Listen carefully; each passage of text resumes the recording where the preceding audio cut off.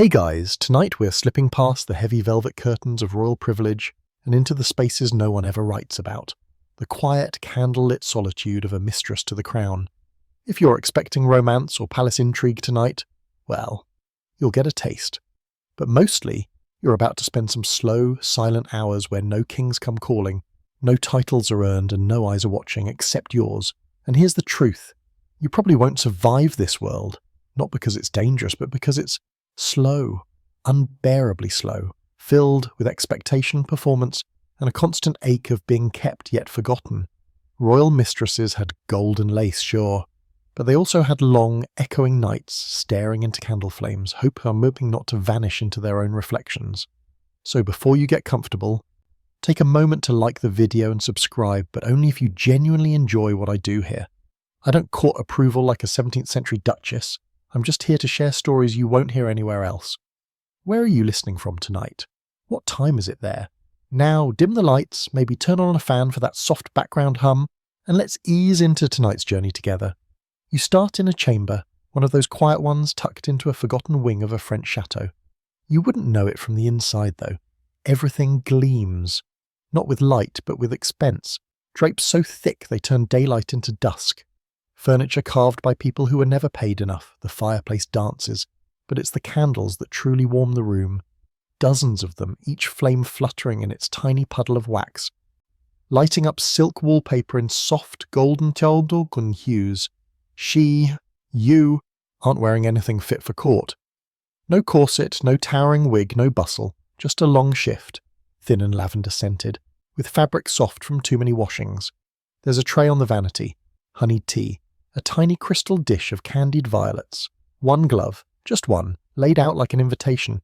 Everything's deliberate, but there's no audience. No one's coming, no one's supposed to come. It's just another night where you're both the star of the show and the only one in the audience. The routine helps. Every gesture is a performance, even in solitude. You light the candles in a particular order. The front row first, then the ones on the mantel, then those along the wall. The pacing matters. Slow, controlled. You once caught a glimpse of yourself in the mirror during this process and realized you looked like a priestess or a ghost. There's comfort in this control, in a world where your value is determined by how pleased a monarch is to summon you or not. It feels radical to craft an evening for yourself, not a performance of seduction, not a ploy for favor, just a ritual of quiet care. You run a brush through your hair, long strokes, not because anyone will see it, but because the motion reminds you that you still exist, that you're not invisible. Even if he hasn't sent word for 3 nights, 4, the days blur. There are rules about how often a mistress can appear publicly, how long she must wait after a missed evening before writing a letter, rules you know too well. Still, you don't cry, you haven't in years. You learned early on that crying rusts the mask, and the mask is everything. Even when you're alone, you sink into the chaise by the fire, legs tucked up, a soft wool throw draped over your lap. The fire cracks in a way that's almost conversational. You pick up the latest imported novel, a scandalous one naturally, English translated poorly. It's about a duchess and her gardener. You read it with one eyebrow raised, partly amused, partly envious of the duchess's reckless freedom. Here's a historical truth. Not all mistresses were seduced. Some auditioned, some were pushed. Some played long, calculated games of proximity and silence until someone powerful noticed. Others simply had no choice. You? That depends on who's writing your story. Maybe you were plucked from obscurity. Maybe you were married off and detoured. Maybe you planned this from the start, but the hat was years ago. And now you know the truth. The most dangerous part of being desired by power is what happens when power forgets. The room smells like beeswax, rose oil, and the faintest trace of ash. Your sense of smell has become a private luxury. No one else cares, but you do. You once spent an hour selecting the exact blend of oils to scent your bedding. No one noticed. That made it better. Because you noticed. Because when you slide into bed at night and breathe in those familiar notes, it reminds you of something most mistresses lose too early: yourself. Here's the quirky bit.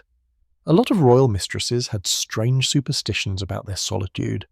Some refused to sleep facing the east. Others hid miniature tokens, coins, religious medals, locks of hair under their pillows to ward off dreams of exile. You You line your candles in odd numbers. Always, even if it means breaking one in half to even things out. Tonight, there's no message. Again, you don't even check the door. Instead, you sip your tea and let yourself melt into the cushions. A sigh escapes without your permission. The scholars still debate whether royal mistresses had real emotional agency, or whether they were just expertly trained to mimic affection and pleasure. Was it survival or manipulation? Or were they more like actors who eventually forgot where the role ended and they began? You trace the rim of the teacup with one finger thinking about that. Where do you end? You used to think you'd be remembered for more than your title. But history rarely keeps names like yours in the foreground. You're remembered in footnotes, in whispers, in scandalous memoirs written by bored duchesses decades later. But not tonight. Tonight, you're here. With your quiet, your tea, your books, and your unspoken, unshared rituals. A woman who belonged to a king, but who's always belonged most to herself when the candles burn low, and the world forgets to knock. The curtains are drawn tight. Not for secrecy, really, but for control. You've learnt that the moonlight can be too honest. It slips across your skin when you're not expecting it, making you think of all the things you don't have, all the people who aren't coming. So tonight, like most nights, you keep the outside world shut out. It helps. A little. You move through the space with a slow, practiced elegance, not because anyone's watching, but because that grace is baked into your bones now. When you've spent enough years being observed, assessed, praised, criticized and desired, it's impossible to move any other way, even alone. Especially alone. You settle by the dressing table, fingers brushing against glass perfume bottles shaped like apples, pears and swans. One of them still has a tiny royal crest etched into the bottom, a quiet reminder that none of these things were ever really yours. Not the perfume, not the furniture, not even your time.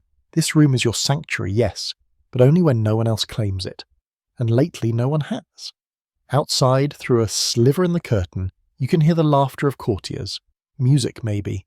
A lute, poorly tuned. The voices are slurred with wine, the way they always are after midnight. They've forgotten you. Again. It stings. Of course, but it's also freeing. You don't have to pretend tonight. You don't have to smile like you're winning. You catch your reflection in the small silver mirror propped on the corner of the vanity. Not the grand gilded one. They're too flattering, too full of expectation. No, this one's real. Small, harsh and honest. You look tired. Not in the eyes exactly. Those are still sharp. But in the posture. The way your shoulders slope just slightly forward. A sign of someone carrying invisible weight. You touch your neck, tracing the line from your ear to your collarbone. You used to imagine that trail being kissed, worshipped, watched. Now it's just your fingers, warm and steady. And it's enough. The truth is, there's a whole language spoken behind courtesan curtains. A dialect of glances, shoulder turns, strategic absences. You speak it fluently, even in chants. Tonight, though, the curtain isn't a stage prop. It's a blanket of privacy, and behind it you breathe a little easier. You think about the things you miss but won't say aloud, like attention, not affection, no, that was never guaranteed, but the focus, being the gravitational centre of a room, having heads turn when you entered, feeling important, even if only for the length of a single dinner. These days, when you do enter a room, eyes flicker toward you, then away again, like you're the ghost of someone who used to matter. There's a fan on your vanity, folded tight, made of ivory and painted silk. You used to carry it everywhere. A prop, yes, but also armour. You could say whole sentences with it. Opened slowly, curiosity, snapped shut fast, disdain, tapped against your chin, come closer. Dropped accidentally, come closer now. Tonight, you hold it just for the weight, just to remember the feel of something that once had meaning. A quick historical fact that no one really talks about. Many royal mistresses were more influential than queens. Not just in bed, but in politics, patronage, even war. You were one of those for a time. There was a moment once when your soft whisper could redirect an entire fleet. You had the ear of power. Now? You're lucky if someone knocks before entering your room, if they enter at all. You stretch your legs out and reach for a long silk ribbon, blue, soft, embroidered at the ends. You run it through your fingers like prayer beads. You've used it for everything. A hair tie, a bookmark, a blindfold once. Now it's just comfort. Some people knit. You trace silk patterns. There's a knock, sharp. Too sharp, you stiffen. Your whole body reacts before your brain can even interpret it. A knock means possibility. A knock means change. But then you hear the voice, a servant, asking if you need anything. You don't. You say nothing. You hear the footsteps retreating. And just like that, the air becomes still again. Here's something strange but true. One mistress in the Polish court reportedly held secret conversations with her own reflection. Not just mirror talk, but full dialogues. She named her reflection, argued with it, even asked its opinion on royal affairs. Some say it was madness, others say it was just loneliness finding a shape. You don't talk to your reflection, not exactly, but you look. You hold your gaze just long enough to wonder what other people see. The tilt of your mouth, the curve of your cheek, the hollow beneath your eyes. You wonder if the king would even recognize you now, lit only by candlelight, half remembered. And still, despite everything, you do the work. You keep the rituals alive, you powder your décolletage, you trace rouge along your cheekbones, you pin your hair even though it'll come down again before bed. Because these actions ground you. They say, I am here, I am still me, I am still worthy even if no one notices. There's an emotional emptiness behind all the gold and lace, a hollowness that no pearl necklace can hide. You were raised to believe that beauty would buy a permanence, but the truth is, beauty buys a lease, and no one tells you when the contract's up. You return to the chaise, your book lies open, unread. You touch it once, then leave it. The words inside feel too familiar, like listening to someone else's version of your life. You've outgrown fiction that mirrors you too closely. It feels like mockery. You pour another cup of tea. The steam fogs the surface of the nearby mirror. For a moment, your reflection disappears entirely. And that, oddly, is the most comforting part of the night. Because if you're not seen, you can't be judged. You can just be. As the fire dims, you lie back, stretching at the ceiling. You imagine it opening up to the stars. You imagine flying straight up and out, away from courts, away from whispers, away from kings who forget your name the second the next bloom enters the room. But you're still here, still in silk, still breathing, still mastering the art of vanishing in plain sight. The hour grows late, that strange in-between time when the night isn't fresh anymore, but morning still feels impossibly far off. This is when your mind drifts. Slow, syrupy thoughts like smoke curling up from an extinguished candle. You get up and move toward the little writing desk tucked into the corner of your chamber, the one no one ever notices, not the grand one near the window with mother-of-pearl inlay. That one's just for display. This is your real desk, the one with the slightly uneven leg and the ink blot shaped like a tear in the centre. You open the top drawer slowly, careful not to make a sound, not out of fear, but reverence. Inside, the scent rise, soft, aged paper, crushed lavender, a trace of beeswax polish. There, neatly stacked in a bundle tied with faded ribbon, are your letters. Not the ones you sent, the ones you never sent. Dozens. Maybe hundreds by now. They have become your quiet obsession, small acts of emotional preservation or maybe a defiance. You untie the ribbon and lift the first one gently, like lifting a pressed flower. You read it in silence. The ink is still legible, though the corners are beginning to curl. This one's addressed to him. Of course. A gentle plea disguised as poetry dated from a year ago. You cringe a little, not at the words, but at the hope in them. You reread them anyway because they're still yours, even if they never reach their target. You keep reading, one after another. Some are angry, some are seductive, some ramble like you were drunk on loneliness. One of them contains only a single line. Did you forget that I have a name? You smile at that one. Every mistress has her box of secrets. Some hide love tokens or scandalous notes. Others keep coins or relics from past lovers. But your treasures are these unsent letters, your quiet collection of almost somethings. They are the version of you that never had to perform, never had to win favour or hold court. They're raw, unfiltered, written for you as much as for him, maybe more. Your fingers brush against a stiffer piece of paper near the bottom of the pile. It's not a letter. Not exactly. It's a page torn from an old book, pressed with a dried sprig of rosemary.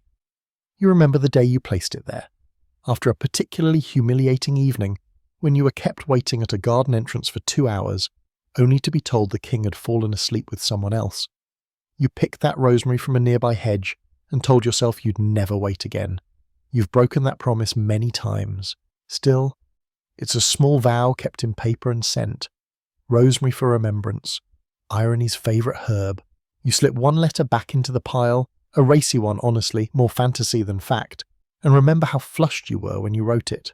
You'd read something similar in a book tucked between religious texts in the library. That's where the best ones always hide, in the margins of the pious. Back then, you'd trace the lines over and over, burning them into memory, terrified someone would find them. And here's the historical fact of the night. Most royal courts had strict regulations on the written word, especially when it came to women. Letters were censored, sometimes intercepted and read aloud at council. But women, mistresses in particular, still wrote, in invisible ink, in foreign tongues, in metaphors so layered it would take a team of philosophers to untangle. Your letters, thankfully, are just for you. You open a drawer hidden underneath the desk's false bottom. Another collection, this one stranger. A row of tiny perfume bottles, each labelled not with fragrance names but dates. You uncork one. The scent hits you immediately. Rose, cedar, and something faintly musky. That was the spring when you danced barefoot in the Hall of Mirrors. The night the Queen was away, and the court forgot its rules. Another bottle smells of snow and oranges. That was the winter he gifted you, a jewel so large you laughed at it, and then cried. Not because of the gift, but because he didn't notice you'd stopped wearing it 3 weeks later. Each bottle is a story. Each scent, a private world. You used to wear these perfumes for others. Now, they're just yours. Aromatic time capsules, a secret calendar of moments when you mattered. Here's something delightfully fringe.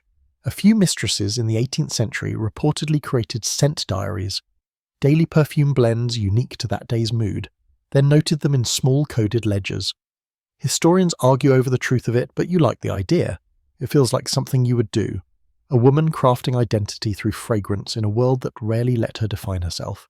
You reach for a quill, not to write a new letter, but to dip it in ink and trace a line along your forearm. Not a word, just a shape, a curve and a flourish. It tickles, it stains a little, you let it dry. The skin tightens slightly. Somehow it calms you. There's something sacred about choosing to express yourself when no one's watching. When the words aren't a weapon or a performance, just a whisper into the void saying, I'm still here. And of course the scholars will always debate, were these women lonely victims of power or savvy navigators of it? Were the tears in their letters real or part of the act? You could tell them the answer, but would they believe you? Would they even ask? You blow gently across the desk to dry the ink. A few stray petals from the dried rosemary scatter across the parchment. You don't sweep them away. They belong there. You tie the letters again, slowly, tenderly, like dressing a child. You slide them back into the drawer, close it with a soft click, and return to your seat by the fire. The embers have cooled, glowing now instead of flickering. A softer light, the kind that forgives the sharp edges of memory. You pull the blanket over your legs and lean back, eyes heavy, thoughts drifting not to the king or the court, but to the page, to the power of writing something no one else will ever read, to the comfort of being the author of your own quiet myth. And tomorrow maybe you'll write another letter, or maybe not. You wake before dawn, not because you have to, but because your body no longer trusts that sleep is safe. The sky outside is still the colour of wet ash, and the chamber is dim, just enough light to make out the shape of your bed curtains and the faint outline of your own arm resting on your stomach. For a moment you lie completely still, letting your senses settle around you like silk. The sheets are cool where your legs have kicked them off in the night, and the pillow beside you, untouched, still holds its perfect hollow. You shift slightly and catch a glimpse of yourself in the full-length mirror across the room. The image is ghostly, pale linen gown, tumbled hair, one bare shoulder, catching a sliver of the approaching sunrise. It should be romantic, maybe even haunting. Instead, it just looks lonely. The mirror has become more than furniture. It's a ritual partner, a reluctant confidant. Each morning you stand before it and reconstruct yourself from memory, hair pinned, skin powdered, lips tinted just enough to look healthy, not garish. You've studied your face the way a mapmaker studies terrain, its changes, its weather, its small betrayals. You sit up and stretch, reaching for the robe draped over the nearby chair, its heavy brocade lined with fur that's gone limp in places, a gift from him years ago. You used to wear it on mornings when he stayed the night, now you wear it on mornings when he doesn't. You pad across the floor, barefoot on cold stone tiles, and approach the mirror, not to admire, not to correct, just to look. You study the tiredness beneath your eyes, the way your mouth curves slightly downward when you're not consciously holding it up.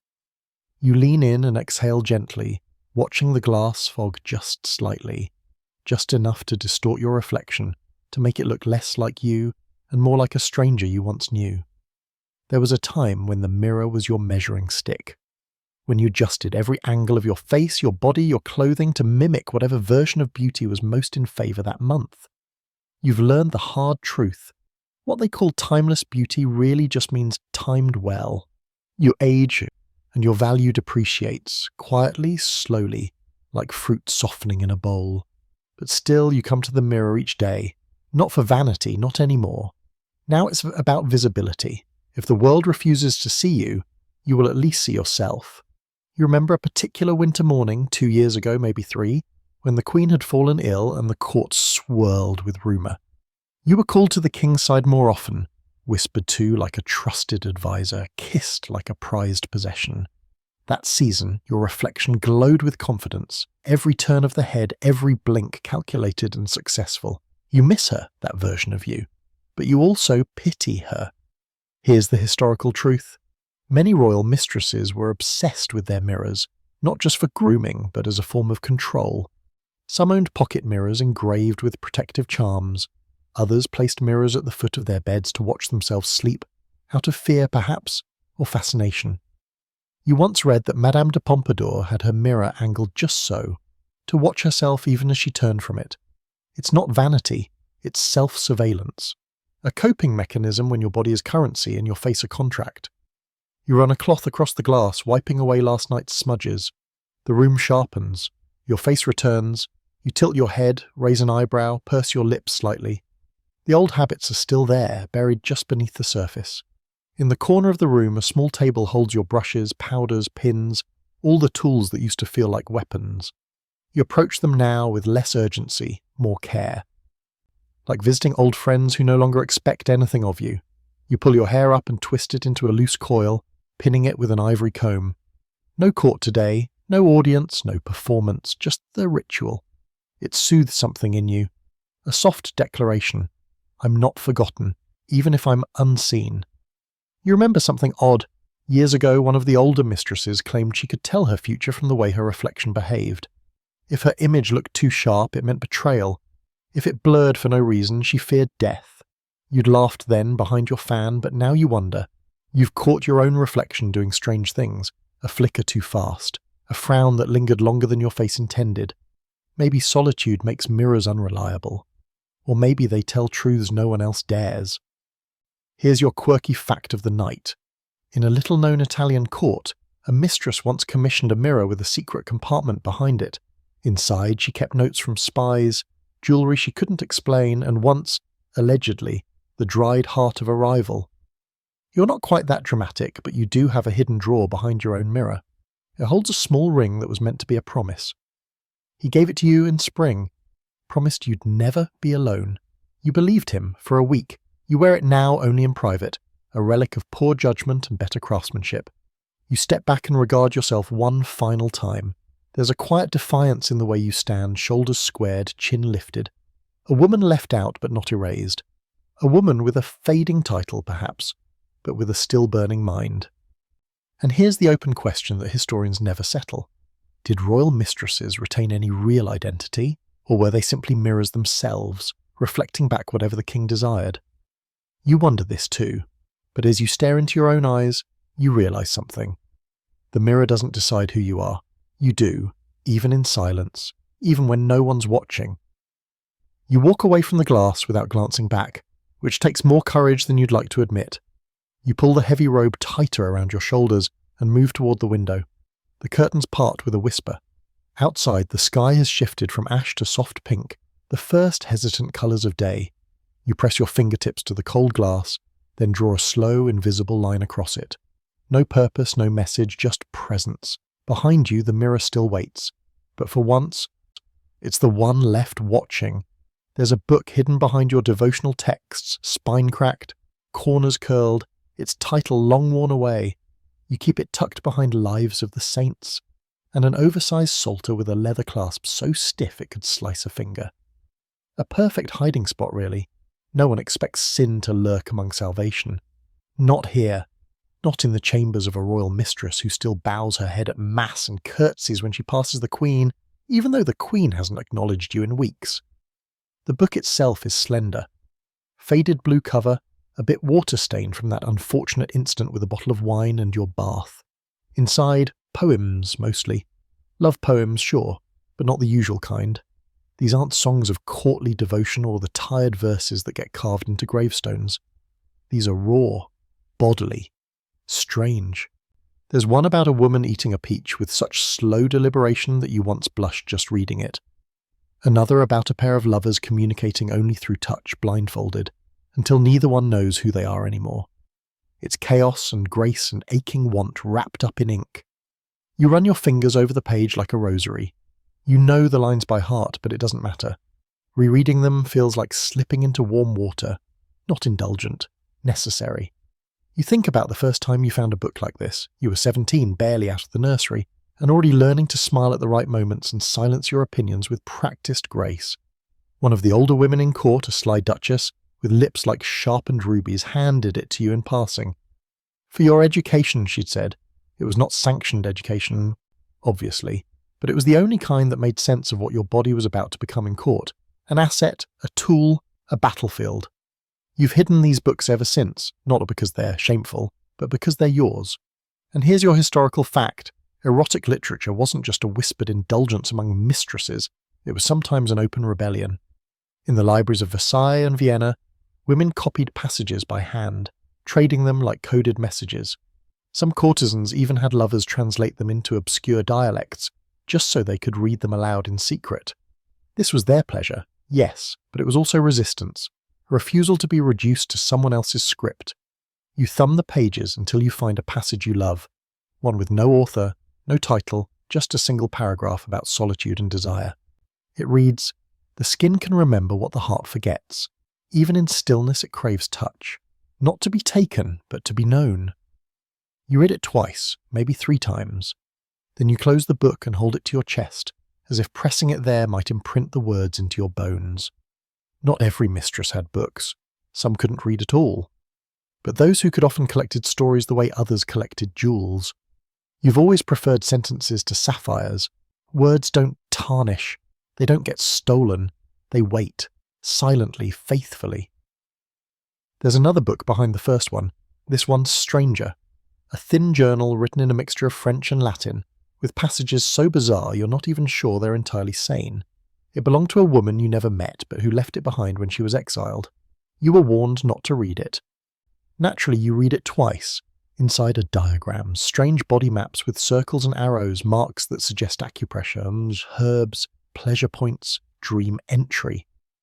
There's a recipe for something called sleep honey, which supposedly induces visions of your future lover.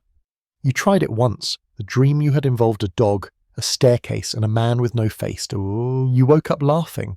Still, there's something comforting about knowing someone before you was also seeking, reading, wondering. It creates a quiet lineage, not of power, but of curiosity, of women refusing to be bored into obedience. Here's something delightfully fringe.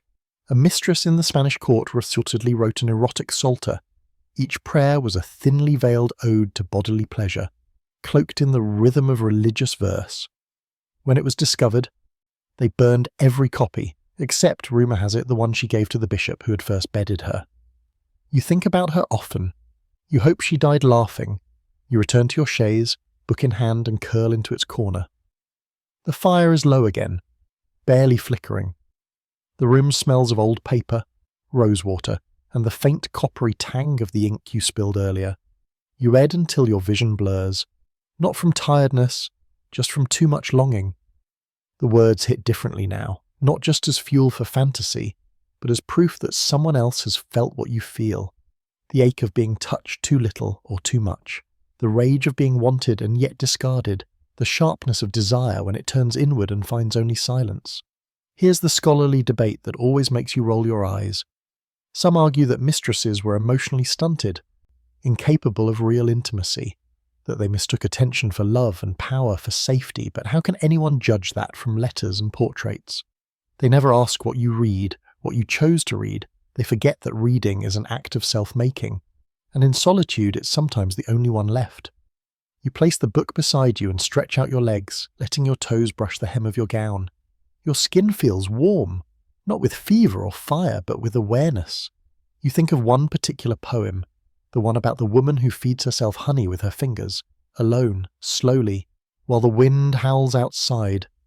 You imagine that woman entirely self-sufficient, wild-eyed, unapologetic. You smile, you'd like to meet her. Maybe you already have. You lean your head back and close your eyes. The candlelight dances against your eyelids. The words from the book still echo somewhere deep inside your ribs. Even in solitude, you are not empty. Even in silence, you're not small. You stay in bed long after the light has changed. The sun rises higher, casting soft golden streaks across the damask curtains and lighting up the particles of dust floating in the air like snowflakes too lazy to land. Somewhere below, the palace wakes up, clanking trays, hurried footsteps of maids, the distant bark of a hound that definitely wasn't supposed to be inside. You should be rising, you should be dressing, but you don't, because there will be no summons today. You feel it, just like you felt it yesterday, and the day before. The days without him bleed together until they become their own kind of time, something slower, quieter, heavy in the chest but light in consequence. Nothing happens, and that absence is a kind of noise all its own. You lie on your side and stare at the hem of the curtain as it flutters just slightly in the breeze sneaking through the cracked window. Even the air feels indifferent. There's a bell on your table, delicate, silver, engraved with a coat of arms you try not to recognize. Once you'd used it to call your maid to help you prepare for evenings in his rooms. Now you mostly use it to hear the sound of something responding to you. Anything responding to you. Today you don't ring it. Today you can't be bothered to perform the act of pretending you need anything at all. It's a strange form of waiting. You no longer pace, you no longer peek through the door at passing servants, searching their expressions for signs. Now you just sit, you listen, and then you don't. Because after a while, not being summoned stops feeling like a tragedy and starts feeling like a certainty. The first few missed nights were confusing.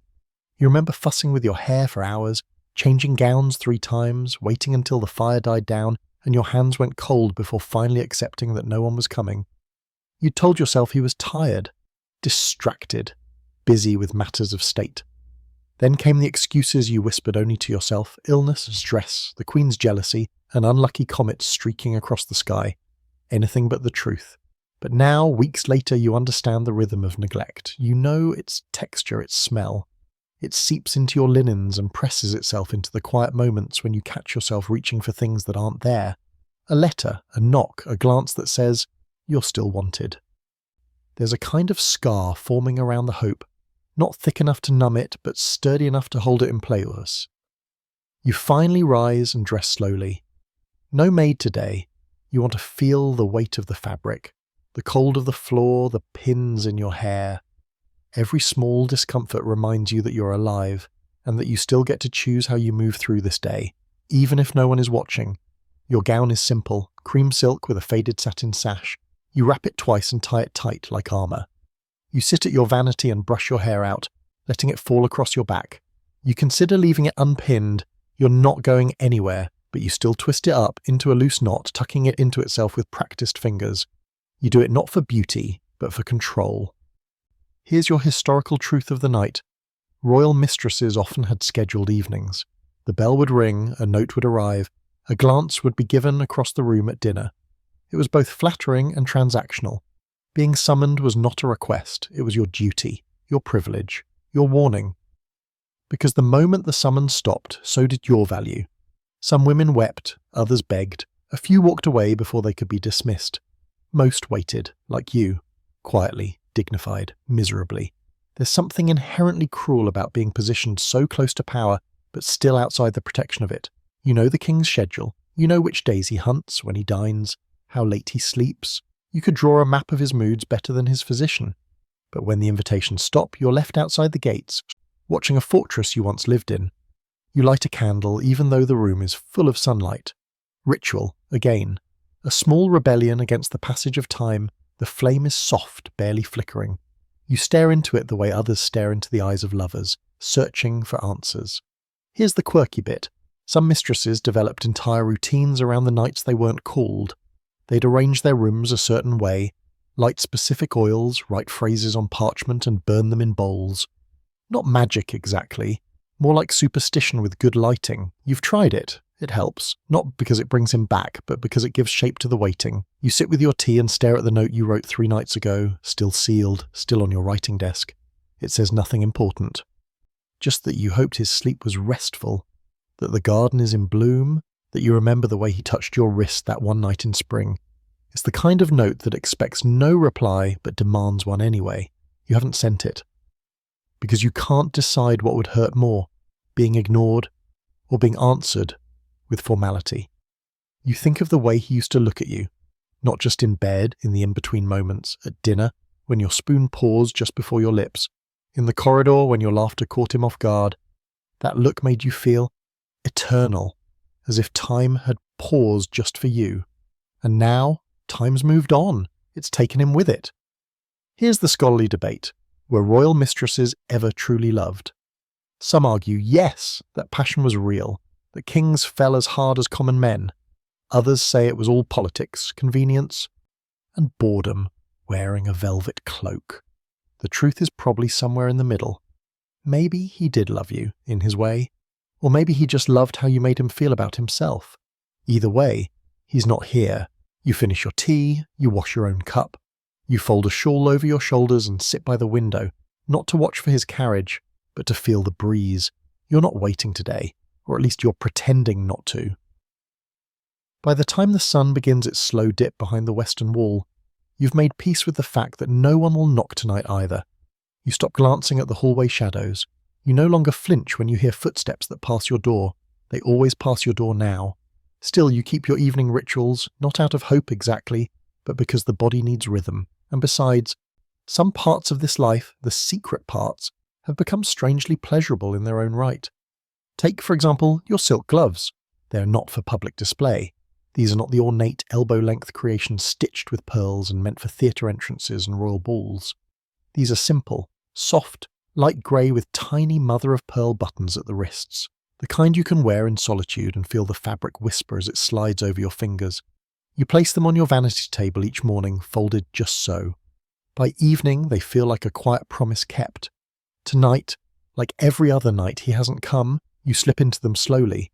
One hand, then the other, button by button. You don't rush it. Each fastened clasp is its own little punctuation mark in an unspoken sentence. You are still worthy of care. You catch your reflection in the vanity mirror and tilt your head. It's odd how the gloves make you look composed, even when your heart is somewhere else entirely. They change how you touch things, softer, more deliberate, as if you're preserving the world from your own fingerprints. You reach for your small silver box of oils. Tonight, you choose orange blossom and cardamom, a warm blend, sweet and spicy, like memory laced with tension. You dab it lightly at your wrists, your collarbone, the hollow behind your knees. No one will inhale it but you, and that's the point. It's yours. Then comes the powder. Not for your face, but for your sheets.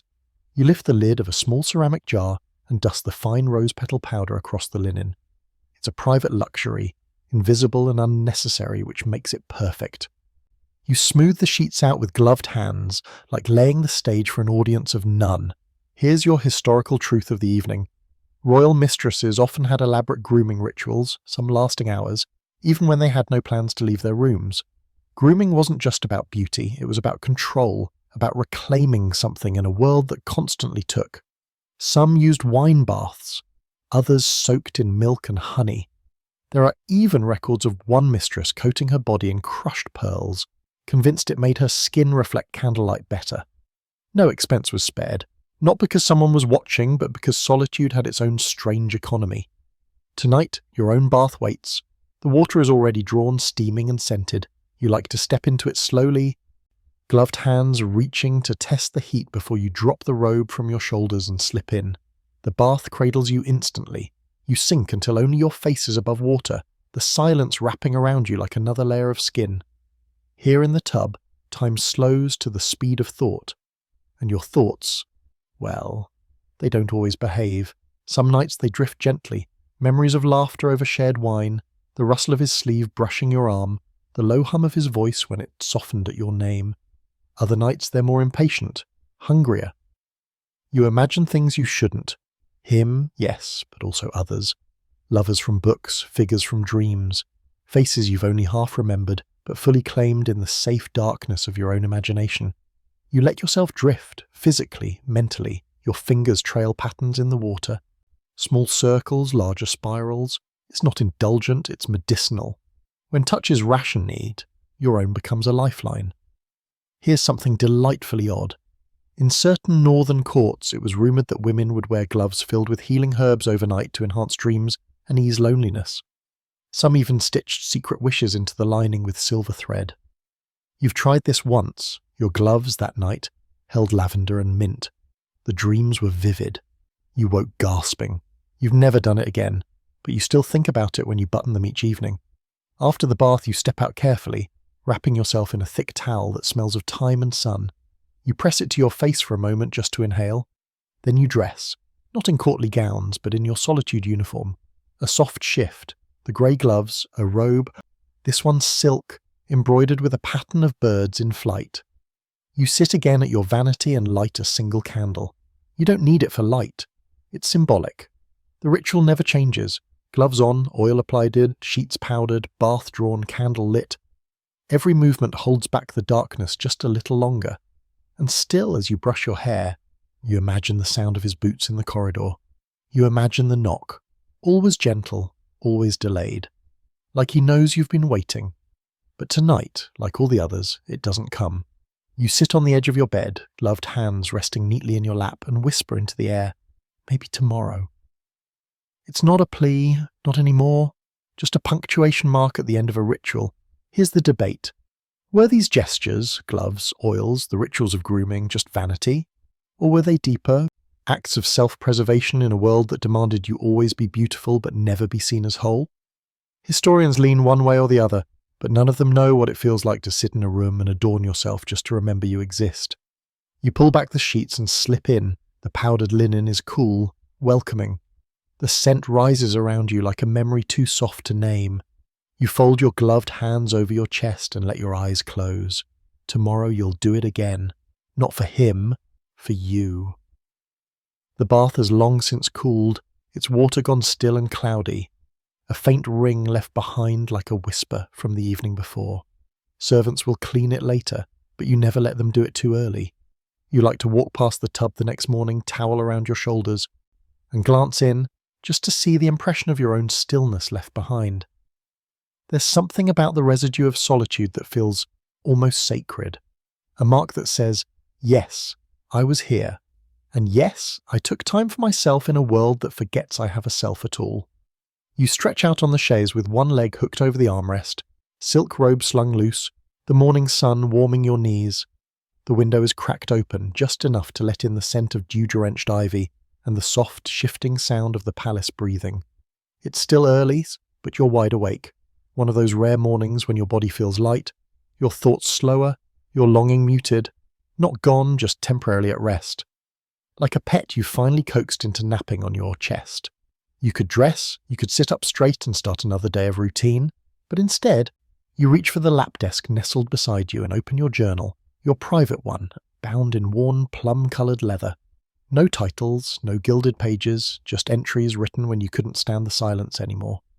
And tonight's entry, the one you scrawled after you buttoned your gloves and whispered maybe tomorrow, is already smudged where your fingers lingered too long on the ink. You begin another page. You don't know what to write, so you describe the bath, how the water smelled, how your own body felt weightless. You write about the candlelight flickering on the walls and how you imagined being seen, not by the king or a lover, but by someone with no agenda at all, someone who would look and simply say, there you are. You pause, chewing lightly on the edge of the quill, and glance toward your bedside. A tray has been left, a breakfast, if you can call it that. Toasted bread you won't eat, a few berries that stain your fingers, a soft-boiled egg you'll poke at with a spoon and then ignore. The tea, at least, is warm. You hold the cup with both hands, letting the steam rise into your face, then bring it close, breathing in the orange blossom and clove blend you requested months ago, and now receive every morning without asking. It's a small triumph, one of few, a quiet reward for consistency. You sip, then glance toward the fireplace. The ashes from last night have cooled into a pale grey drift. The scent still lingers faintly, smoke, pine, and the faintest trace of wax. You think about lighting it again, even though it's summer, and you don't need the heat, but there's something about firelight that makes solitude feel less hollow. Instead, you do what you always do when the room feels too still. You go to the water again. Not the bath this time, but the basin, deep porcelain, always full. You roll up your sleeves, gather your hair in one hand, and dip your arms into the cold water. It bites your skin sharp and immediate. You rub your forearms briskly, splashing lightly, letting the droplets fall onto your feet, your nightdress. You're not trying to cleanse, you're trying to feel. Because the nights with no summons, these empty, echoing nights, they begin to wear down even the most curated self. You've become an expert in preservation. You keep your voice level, your body graceful, your face smooth, but still, the silence chisels at you. Not violently, just persistently. Here's your historical fact. In royal courts, when the mistress began to lose favour, she wasn't usually dismissed outright. No, the rejection came slow, fewer invitations, less attention, smaller gifts, eventually silence. It was crueler that way, a slow fade instead of a clean break. And worse, many mistresses were left in their rooms with full privileges, servants' gowns, meals, but none of the power or presence they once held. It was exile in the shape of luxury. And here's the quirky twist. Some of them, perhaps out of boredom, perhaps out of genius, turned to water. Bathing rituals became increasingly elaborate. Perfumed, spiced, ritualistic. One even insisted her tub be filled with milk and crushed laurel leaves and that she be left alone for exactly 90 minutes, with music played outside her door and no interruptions allowed. Another made her servants sing to her from the other side of the wall while she floated in the dark. You wondered now if that was loneliness or performance, probably both. You towel off your arms and wander toward the corner table, where a stack of paper fans lies neatly arranged. They've become a strange fixation. You collect them, ivory, paper, silk, feathered. You even made one yourself clumsily, out of pressed flowers and wire. They're useless indoors, but that's not the point. You choose one and begin practicing. Not cooling yourself, not waving it absent-mindedly. You practice messages, fan language, an art the court considers a joke but which you've nearly mastered. Each flick of the wrist, each angle, each pace of movement, it says something. You fan slowly. I long to see you. You snap it shut. Do not speak to me, pause. You brush your cheek. I remember you. You drop it to the floor, come at once, but you pick it back up before it hits the ground. No one is coming, and you're not in the mood for dramatic metaphors today. Here's the open debate. Were these rituals, bathing, journaling, playing with fans, signs of madness or resilience? Some scholars argue mistresses, once ignored, invented these routines to cling to a sense of purpose. Others claim they were simply bored women with too much time, but they miss the point entirely. These rituals aren't madness, they are survival. You return to the chaise, freshly robed, fan resting in your lap. The room smells of soap and tea and rose powder now, light and clean. You stretch your legs, let your toes graze the floor, and you breathe. No one will summon you tonight, but for once the thought doesn't ache. Not because you don't care, but because you're beginning to see what solitude really holds. Not punishment, not abandonment, possibility. A scratching noise at the base of the door makes you lift your head. Not a knock, definitely not a summons. It's softer, more irregular, like someone pushing a hairbrush along the floor. You already know what it is before you rise from the chaise. You set the fan aside gently, smooth your robe with gloved hands, and cross the room with that quiet, practiced grace you've perfected over years of not being heard until you choose to be. When you open the door, just a crack, a furry blur slips through like water. Small claws clicking against stone, breath quick and snuffling. It's your dog, or at least the dog you've claimed. He wasn't a gift from the king nor a noble breed. Just a scruffy little thing that wandered into the palace kitchens one winter and never left.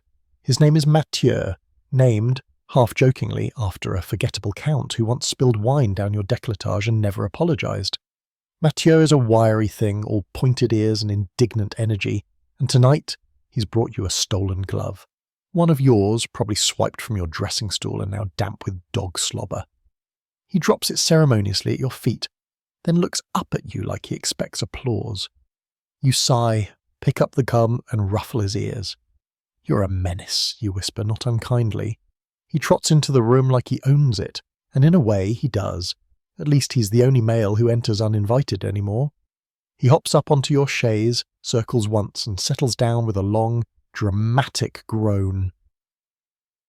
You return to your seat beside him, slipping the damp glove onto the dressing table, and allow yourself to smile.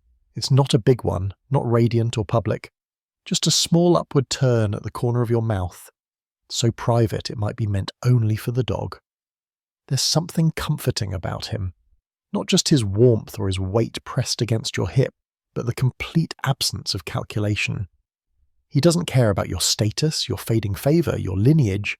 He doesn't care that you were once the brightest star in the king's sky and are now something closer to a burnt-out ember. He loves you because you sneak him bits of ham and let him sleep on silk. You stretch your legs again and idly run a gloved hand along his back, feeling the rise and fall of his breath. It's a rhythm you've come to rely on. Here's the historical truth. Many royal mistresses had pets, not just out of vanity, but for companionship. Lapdogs, parrots, even a monkey's.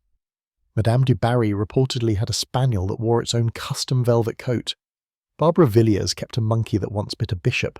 You're not so dramatic. Mathieu doesn't need jewels or titles, just a warm place to curl up and someone who lets him in it when everyone else is shutting their doors. But there's something else pets offer, something no one ever writes about. Permission. Permission to be soft, to be ridiculous, to speak in a voice that isn't polished or seductive. When you talk to Mathieu, your voice drops into something more honest, less constructed. You tilt your head back and let it rest against the chaise, staring up at the carved ceiling.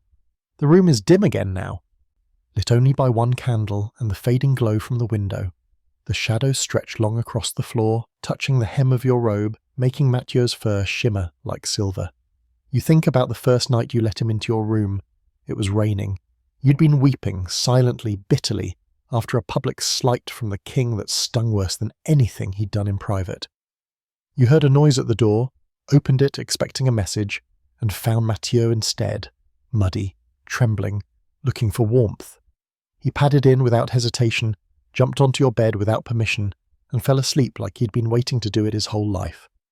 That was the night you stopped crying, not because the pain was gone, but because there was something else in the room besides your own disappointment. Here's something delightfully fringe. One mistress in the Swedish court was rumoured to have trained her dog to bark whenever a specific lady in waiting entered the room. She claimed it was instinct, but everyone knew it was strategy. The dog gave her plausible deniability. You've considered teaching Mathieu something similar, but he's too stubborn, and besides, you'd rather not weaponize the only creature who loves you unconditionally. There's a blanket draped over the edge of the chaise, cream-coloured wool with a fraying edge that you've refused to repair. You pull it over both of you, and Mathieu shifts, nestling his head against your thigh with a soft grunt. His warmth spreads through you like a second heartbeat. And here's the open debate scholars love to argue about. Did mistresses find real comfort in their solitude, or was it simply resignation? Did the dogs and the baths and the letters and the rituals become joys in themselves, or were they just ways of managing despair? Maybe they were both. Maybe they still are. You whisper something to Mathieu, something dumb, something like, "You're the only man who stays." He doesn't respond, of course, he just breathes. The candle flickers again, making the shadows waltz along the walls. Your gloved hand rests still on the dog's back, your breathing matched to his now, slower, more grounded. You won't be called tonight. No knock will come, no hand will reach for yours beneath the table. But here, in the quiet, with a small beast beside you and the scent of orange blossoms still clinging to your skin, and you realize something else.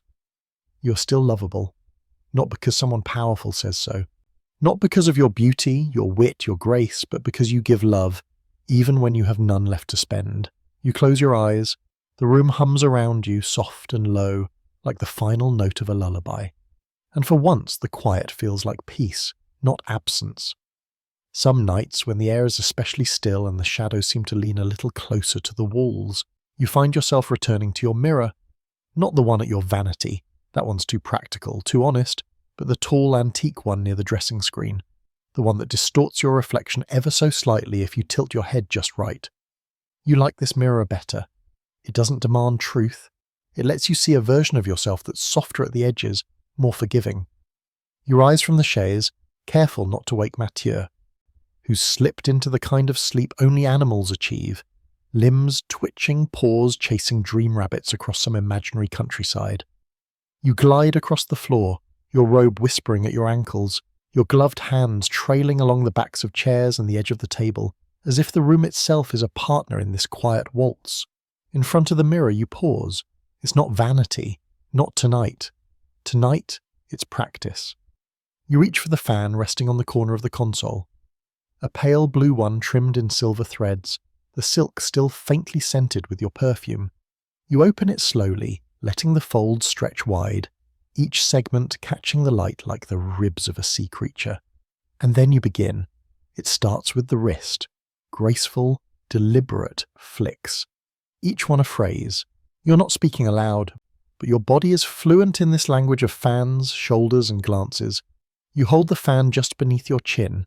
I desire you. You sweep it in an arc to your right. I am not impressed. A sharp snap shut. Leave me before I make a scene. You step to the side and study yourself in motion. There's an elegance to it still. Your arms remember the timing. Your chin tilts with just the right angle of disdain. It's muscle memory now, all of it. The coquette's lexicon you learned before you even understood what half of it meant. But something's different tonight. The performance has shifted. You're not practicing for the court. You're not rehearsing for the king. You're not even pretending anyone is watching. You're doing this for you. Because the art of seduction, when no longer used for survival, becomes something purer, an act of play, of self-amusement. You watch yourself flirt with your own reflection and let out a soft, breathy laugh. It feels good, a little wicked, entirely yours. Here's your historical fact of the evening.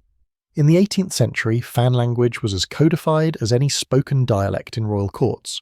Mistresses were expected to master it, along with the language of gloves, lace, glances, and silences.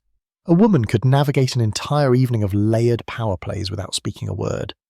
You did it for years. Sometimes you miss the theatre of it. Sometimes you want to burn it all down. You change your posture. Now you're the ingenue. Shoulders drawn in, eyes wide, fan half raised in mock surprise.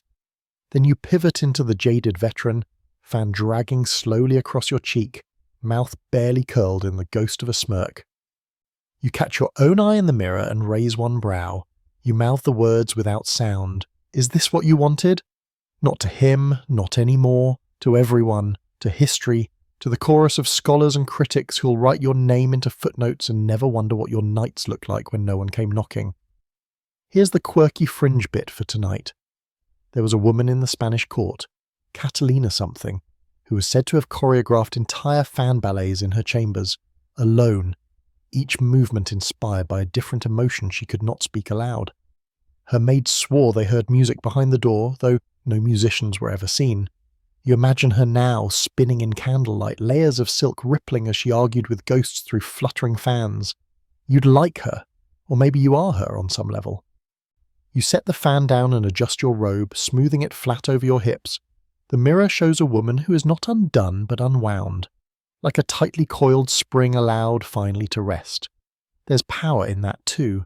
You reach up and unpin your hair, letting it fall in heavy waves over your shoulders. It smells of orange blossom still, soft and faint.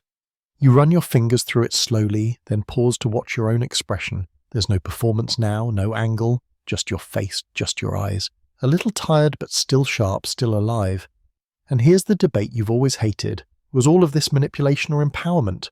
Was a mistress a puppet or the hand behind the curtain? The answer depends on who's asking, and what they want the answer to do. You lean closer to the mirror, studying the lines near your mouth. The shape of your lips. You say your name aloud just once, quiet but firm. It echoes in the chamber like a bell long overdue for ringing. You step back, hands falling to your sides. The fan lies folded at your feet now. Mathieu stirs slightly but doesn't wake. You take one final look at the mirror, then blow out the candle beside it. The glass catches the last flicker of light and then goes dark. And in the dark, you are still beautiful. Not in the way they expect, not in the way they reward, but in the way only solitude can recognize. Whole, strange, untamed. You turn away from your reflection, leaving it to rest in the glass. Tonight, it's not your job to be seen. Tonight it's enough to be known by yourself. It's raining tonight. A slow whispering sort of rain, the kind that doesn't rattle the windows or flood the garden paths, but just lingers, a soft, steady hush against the glass that makes the room feel even more detached from the world beyond it. You sit beside the window, curled under a shawl, one gloved hand cradling a lukewarm teacup, the other resting loosely in your lap.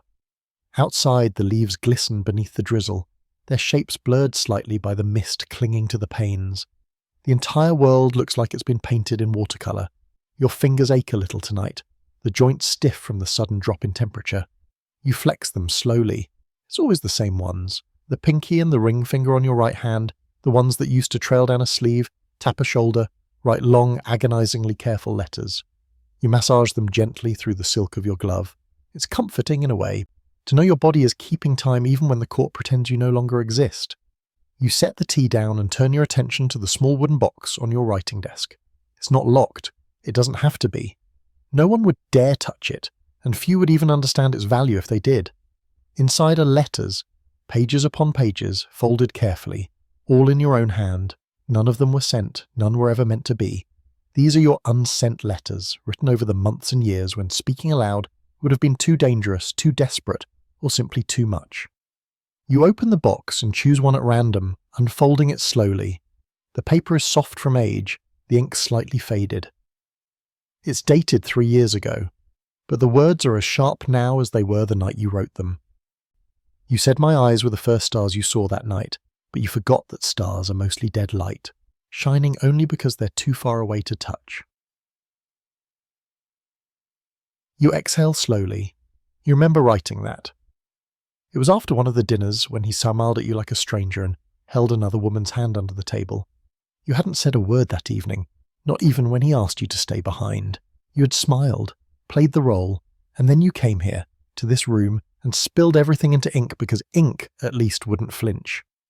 You read a few more letters, tracing the words with your gloved fingertips. There's one that just says, "I dreamed of you and woke up furious."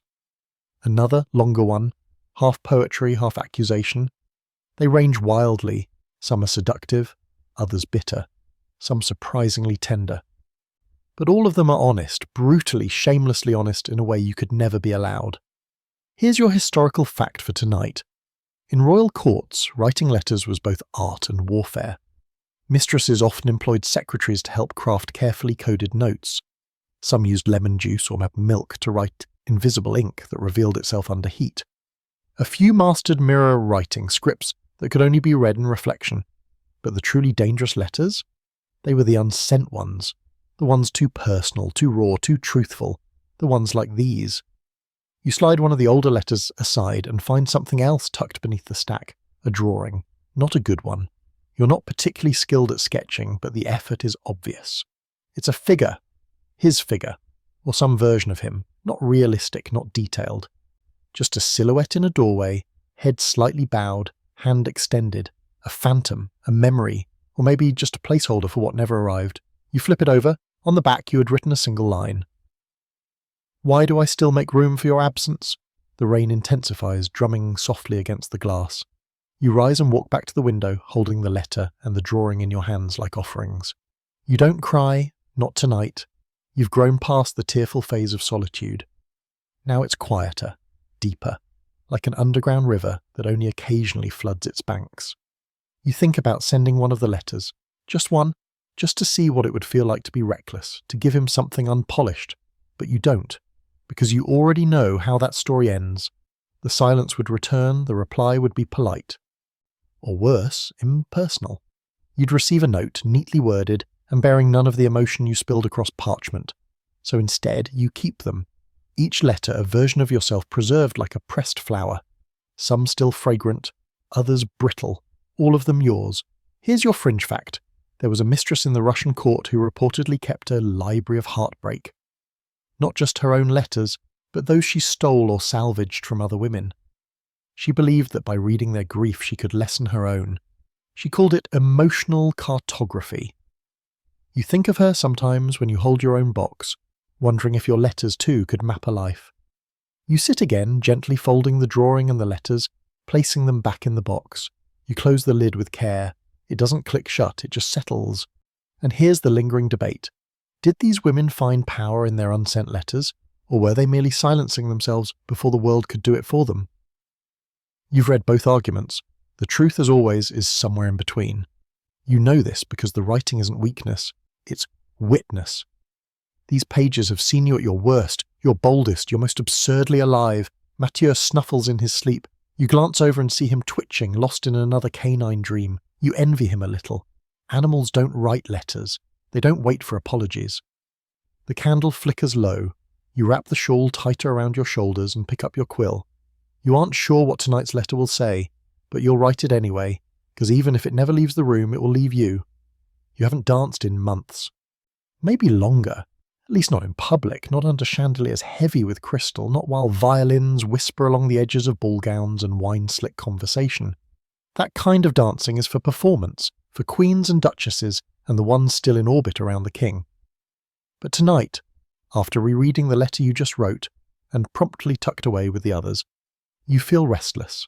Not sad, not angry, just electric, like something under your skin is asking to move. So you rise from the chair, stretch your arms toward the ceiling, and let out a breath that sounds almost like a sigh but isn't. The room is nearly silent except for the faint purr of rain and Mathieu's occasional sleepy snort. You step over him carefully, making your way to the wide stretch of open floor between the chaise and the hearth. It's not a ballroom, but it'll do. You stand barefoot in the middle of the room, hair unpinned, your robe loosely belted. You close your eyes. No music, not yet. Just the sound of your own breath, the rhythm of your pulse, the way your body begins to sway on instinct alone. 1 foot forward, then back. A soft turn, a sweep of your arms. It's clumsy at first. The kind of hesitant motion born from months of disuse. But your body remembers, not the steps taught by instructors with stickers and tempers, but the movements born in your bones, those secret rhythms no one choreographs. You turn slowly, then a little faster, arms rising as your robe flutters around your ankles. You let your eyes fall open just long enough to see your reflection blur in the mirror. And then, because you can, you hum. It's barely audible, a thread of melody you half remember from a distant ball, something slow, dreamlike. The kind of music that would have paired with glances held too long and promises not quite whispered. You follow it, letting the tune carry you across the floor in slow, deliberate arcs. This is not a dance meant for anyone else. This isn't seduction. It isn't flirtation. This is reclamation. A slow, spiraling return to yourself. Here's a truth they never teach you in court. Movement is freedom. When everything else is controlled, your words, your posture, your silence, your body becomes the only thing that's still yours. The court tells you to be still, to sit gracefully, to speak only when prompted. But in solitude you can spin. There's a story from the French court, a mistress who, after being exiled from the king's favour, returned home and danced every night alone for an hour. Her neighbours thought she'd gone mad, but her maid swore she seemed happier than she ever had in Versailles. She called it waltzing her grief into dust. Mumhiss. You don't remember her name, but you remember the idea. So tonight you try it. You step and turn, your robe swishing like a tide around your legs, the rhythm building until you're out of breath. You reach for the edge of the table and spin yourself around it, laughing softly as your heel catches the rug and sends you stumbling into the cushions. You don't fall, you catch yourself just in time, but the brush with imbalance makes you laugh harder. Not the polite, court-appropriate laugh, not the breathy, composed thing you do at banquets when someone important tells a story you've already heard 3 times. This is a real laugh, ugly and uncontained. It echoes off the walls and startles Mathieu awake. He lifts his head and gives you a look like, really? You laugh again, partly because of him, partly because you'd forgotten what it feels like to enjoy your own presence. Here's your historical fact.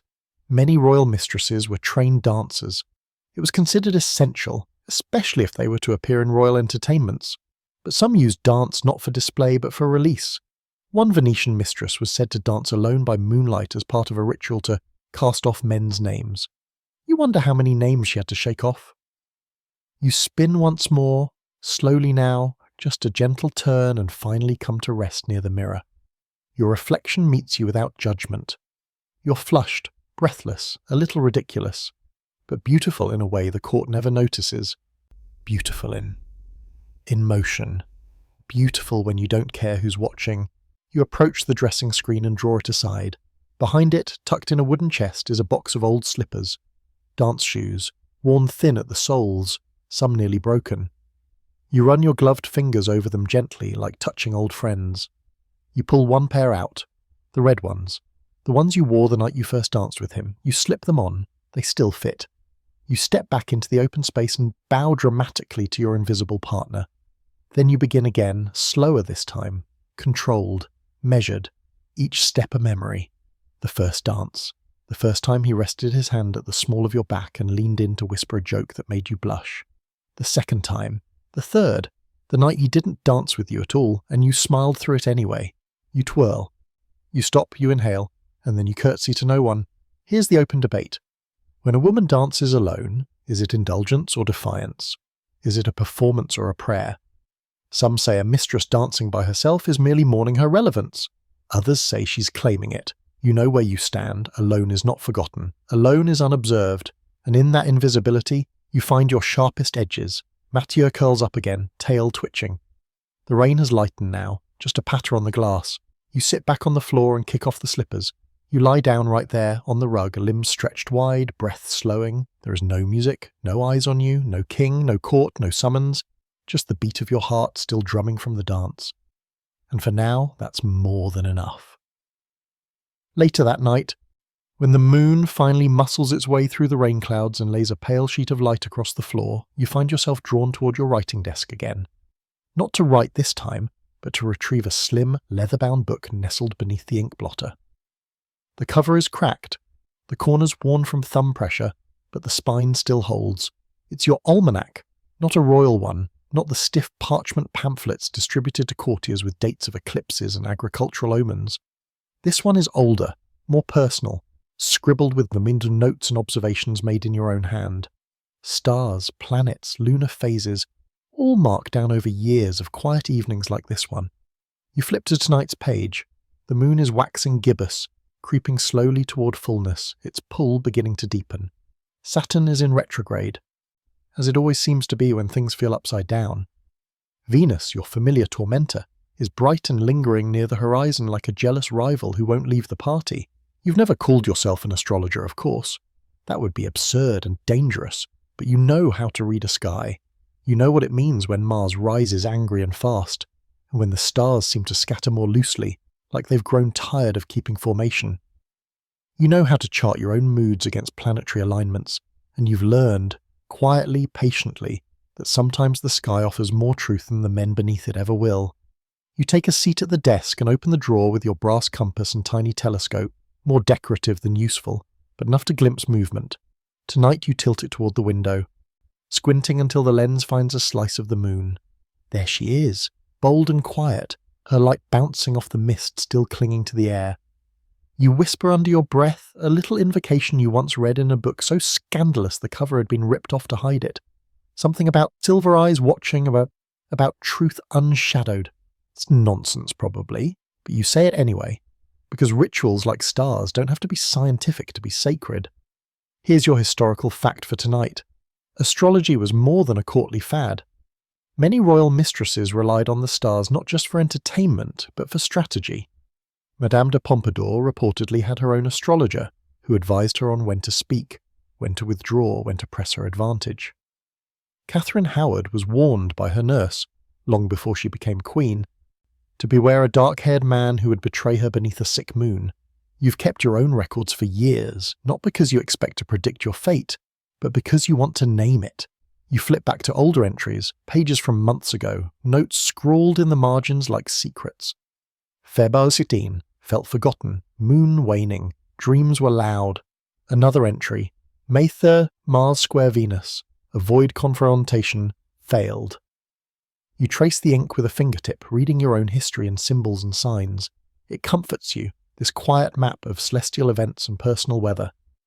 When no one else marks your moods, the stars do. When the court forgets to note your presence, you chart your own. Here's a quirky truth that most historians brush aside. Some mistresses used horoscopes as leverage, subtle manipulations. Oh, don't go hunting today. My love, the stars are poorly aligned. Or, tonight is an auspicious night for intimacy. It sounds like superstition, but you know better. If a man believes he's being guided by destiny, he's much easier to guide. You remember the first time you looked to the stars for an answer. You were 17, waiting in a borrowed gown to be presented at a feast you didn't understand. Your hands were shaking. You stepped outside, looked up and asked the sky, "Will I survive this?" You've been listening for replies ever since. You sketch a small diagram in the margin of tonight's page, a rough alignment, a triangle of influence, Venus pulling against your rising sign. You smile wryly. Of course she is. Your reflection in the window is faint, nearly invisible. Just the outline of your shoulders, the curve of your cheek, the glint of your eye. You look like a ghost with a telescope. You rise from the desk and cross to the bed, bringing the almanac with you. You prop it open on your lap, running your gloved hands over the pages like a priestess consulting an ancient tome. You don't pray anymore, not to saints, not to men, but you consult, you consider, and most importantly, you choose. Here's the scholarly debate that's always amused you. Did women in court truly believe in astrology, or did they merely pretend to as a way of manipulating those around them? The implication, of course, is that belief is a weakness unless it's tactical. But why can't it be both? Why can't you find genuine comfort in the movement of stars and use that comfort as leverage? The court always wants things to be one thing or the other. You've always known better. You shift beneath the covers, the almanac's still open. You glance once more at tonight's entry, then at the moon, now framed perfectly in the window above your bed. You lift your hand, gloves still on, and hold it up to the moonlight. The silk glows faintly as if catching the energy of some distant tide. You whisper to the stars, not a question this time, but a statement. "I see you." It's enough. You close the book, turn onto your side, and pull the covers over your shoulder. Mathieu sighs from the foot of the bed, the kind of sigh that says he doesn't care about your planetary angst as long as he stays warm. And so you drift off, not into sleep exactly, but into stargazing, into maps and meanings, into names that burn light years away and still insist on being noticed, like you. There's a garden maze beyond the east wing of the palace. You're not supposed to use it without permission.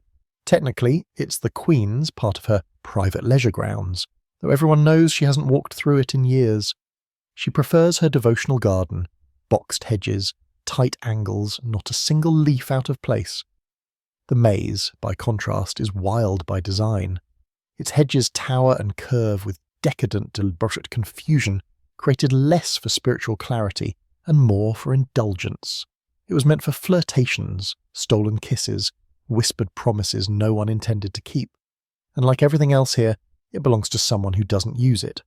But tonight, under the pale shine of an almost full moon and the last tattered breaths of rain, you go anyway. You wrap a shawl around your shoulders, step into soft slippers, and light a single lantern with a candle stub. Mathieu trails behind you like a little sentinel, paws padding silently across marble as you make your way through the back corridors and down the servants' stair. You don't tell anyone where you're going. You don't need to. The garden smells like wet leaves and crushed thyme. The hedges loom over you, glistening with mist, the torchlight catching along their edges like 1,000 tiny stars. You step into the mouth of the maze without hesitation. You know this path better than most, where the stones are slick, where the branches snag, where the moss creeps up the edges of the fountain at the centre. You've walked it so many times in daylight, when it teemed with giggling courtiers and drunk nobility chasing after something they didn't really want. But at night, it's yours. At night, it breathes differently. The hedges seem taller, the air cooler. You take the left turn at the fork, then the sharp right near the broken sundial. Mathieu trots ahead a few paces, then doubles back, his tail wagging nervously. And then, at last, you will reach it. The statue. She's barely 3 feet tall, half sunk into the earth at the maze's centre. Not made of marble like the others, not celebrated with a pedestal.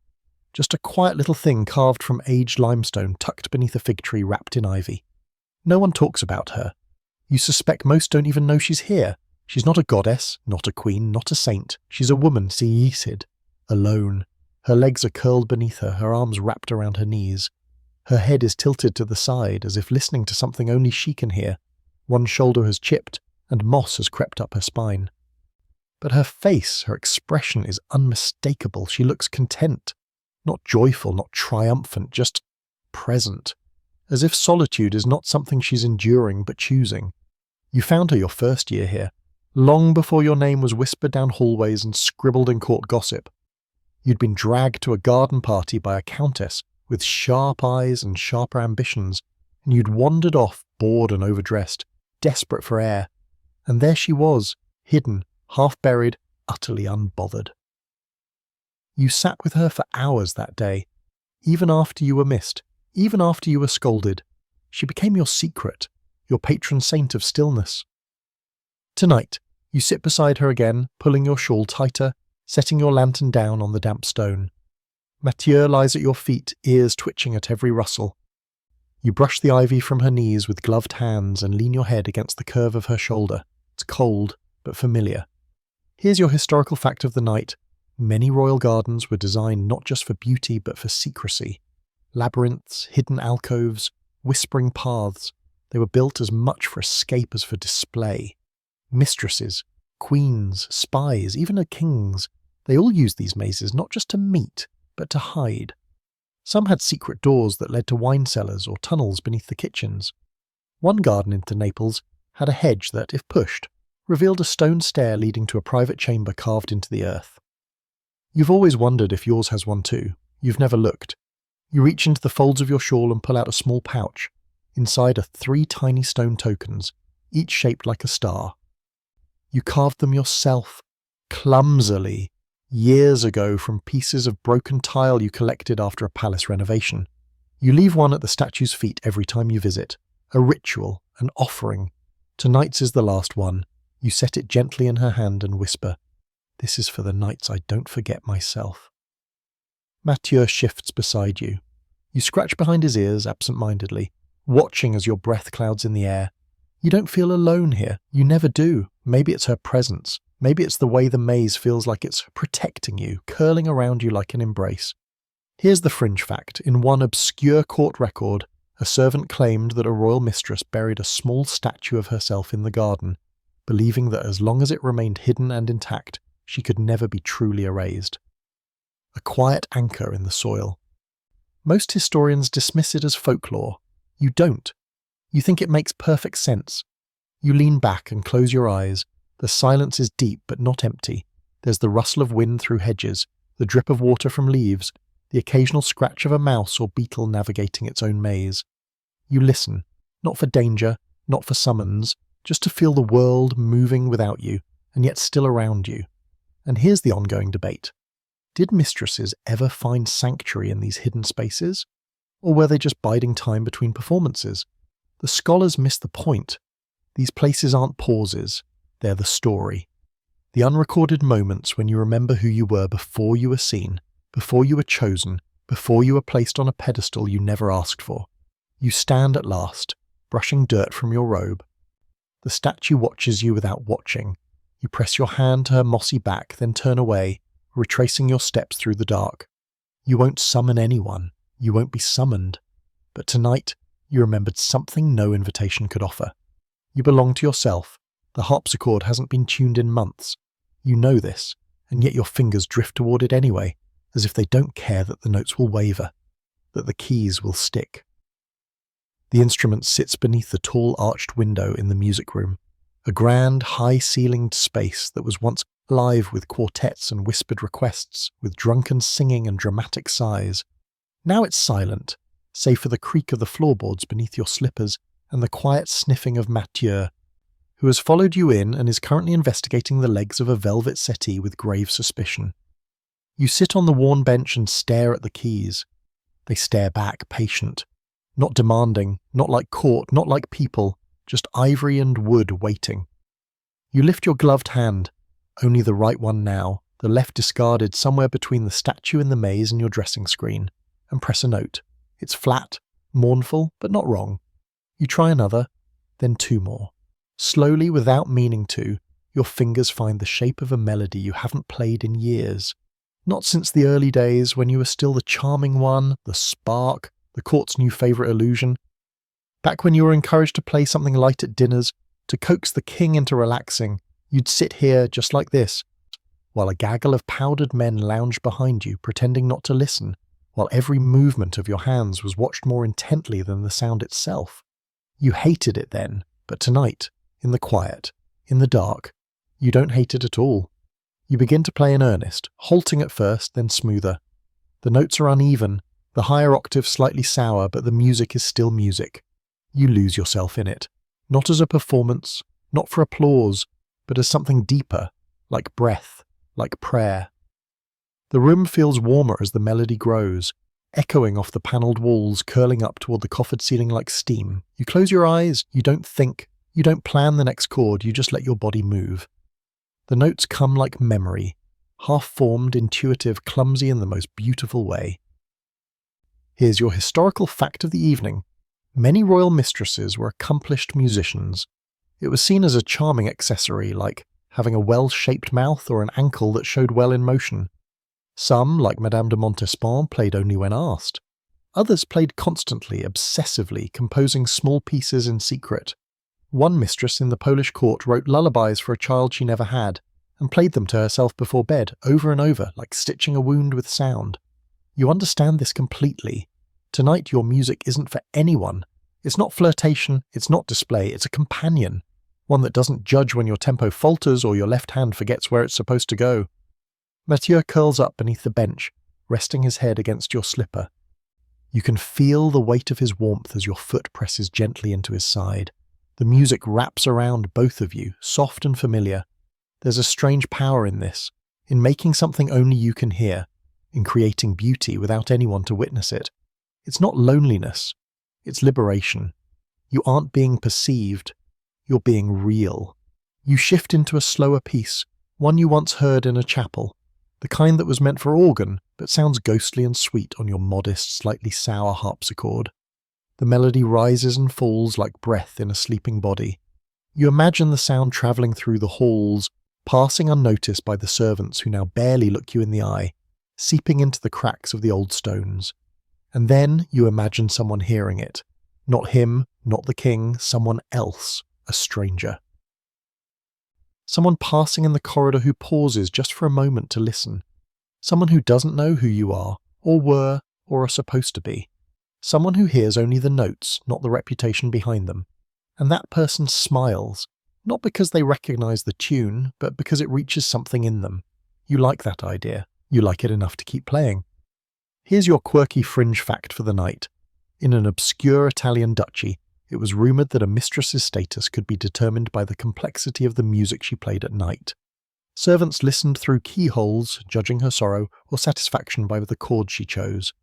One woman supposedly composed an entire opera over a year, one aria at a time, performed nightly in Solitude. When she was replaced by a younger favourite, she burned the entire manuscript and never played again. A tragedy? Maybe, but also a choice. You play until your arms grow tired, till your fingertips start to sting from the pressure of uncut keys, until the music dwindles into a few soft, broken notes that drift off like fading perfume. Then you lift your hands and let them fall gently into your lap. Silence returns. Not harsh, not awkward, just full. And here's the open debate scholars always seem so eager to argue. Did royal mistresses find meaning in their artistic rituals? Or were these simply distractions? Emotional embroidery? Luxury hobbies for women with too much time and not enough power? Let them argue.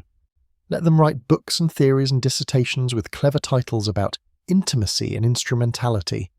The musical mistress as symbol and subject. They'll never understand what you do. The playing in solitude is not retreat. It's resurrection.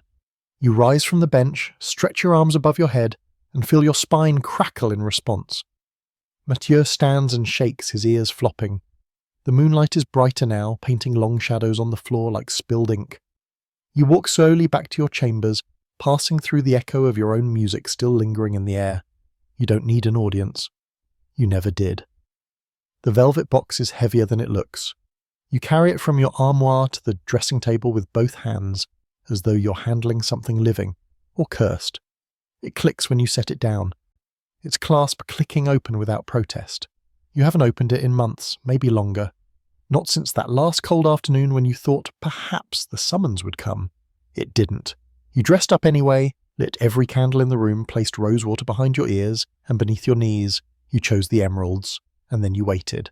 Tonight, you're not waiting. You're not dressing.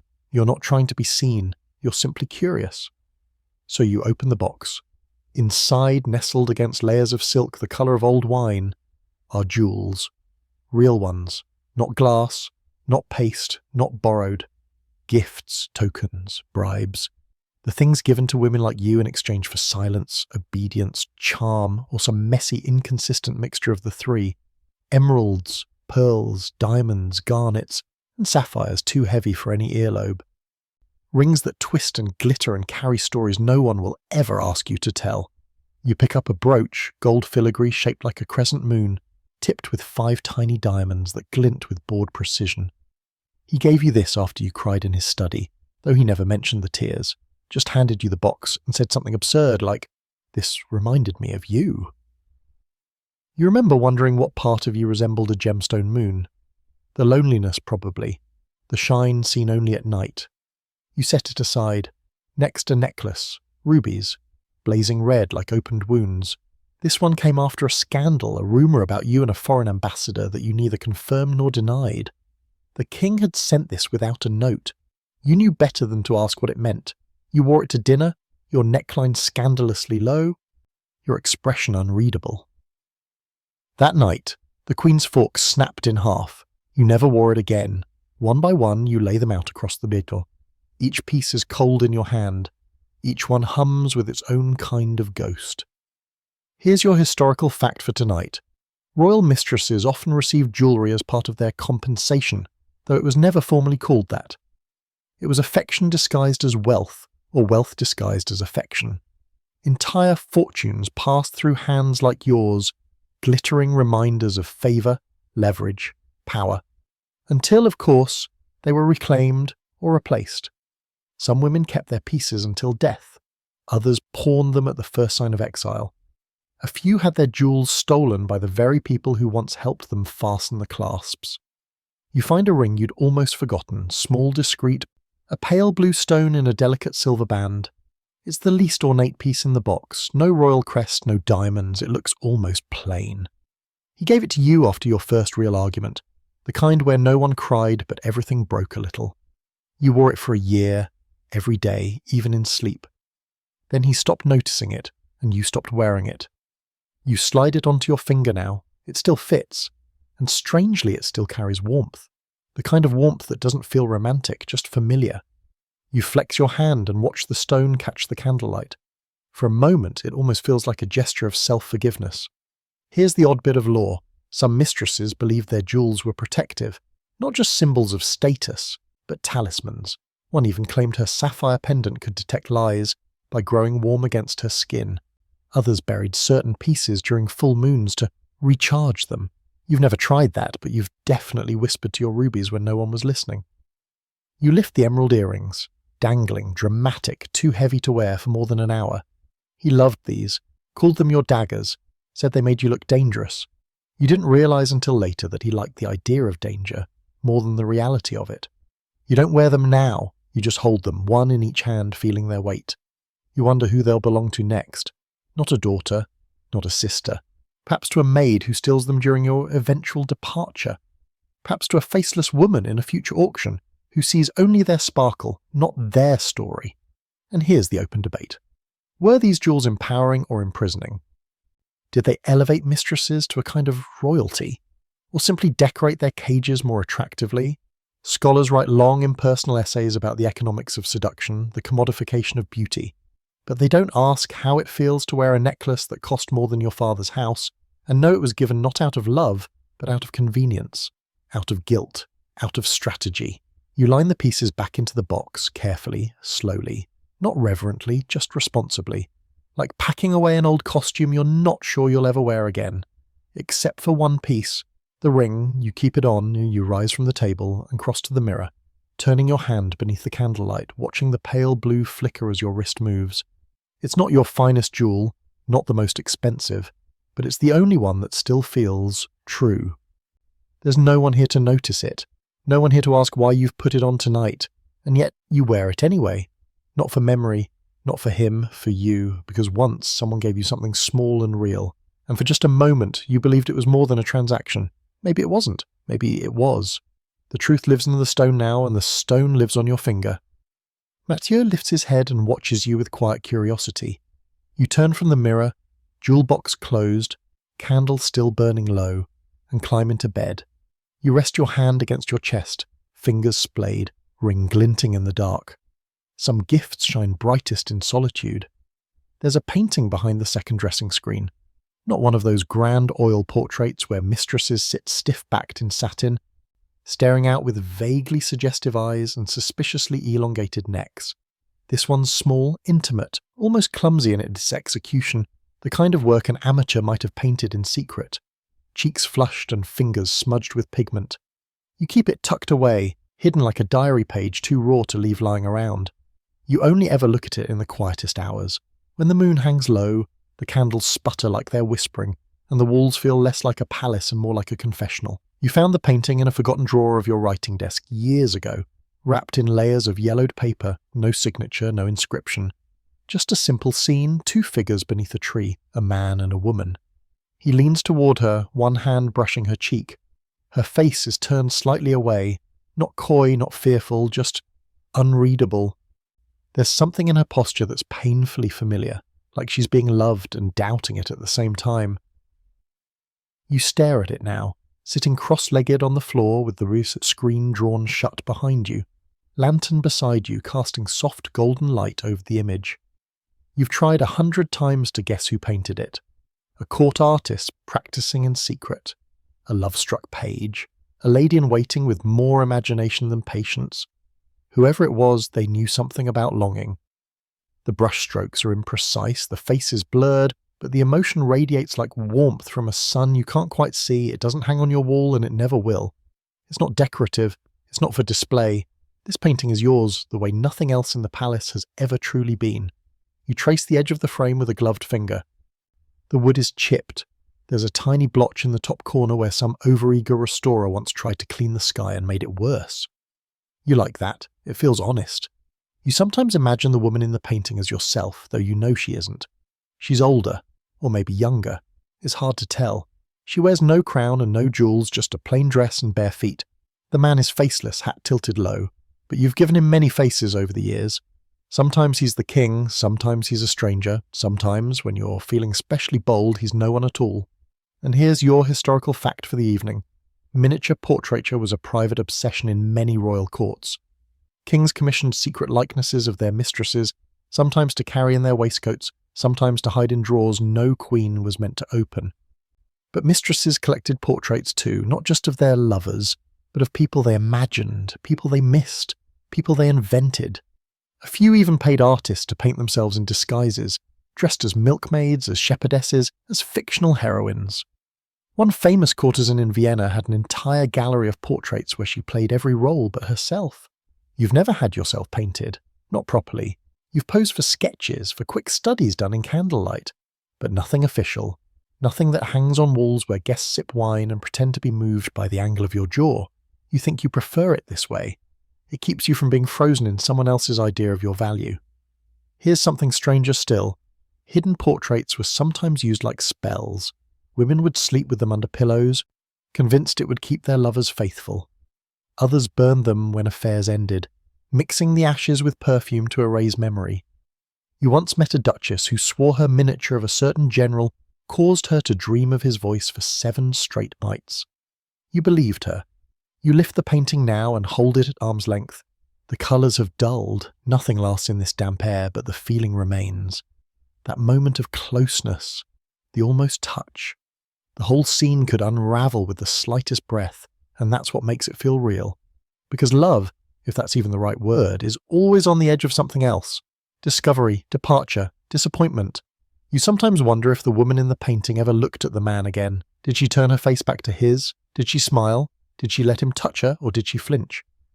You wonder which version of her you would have been.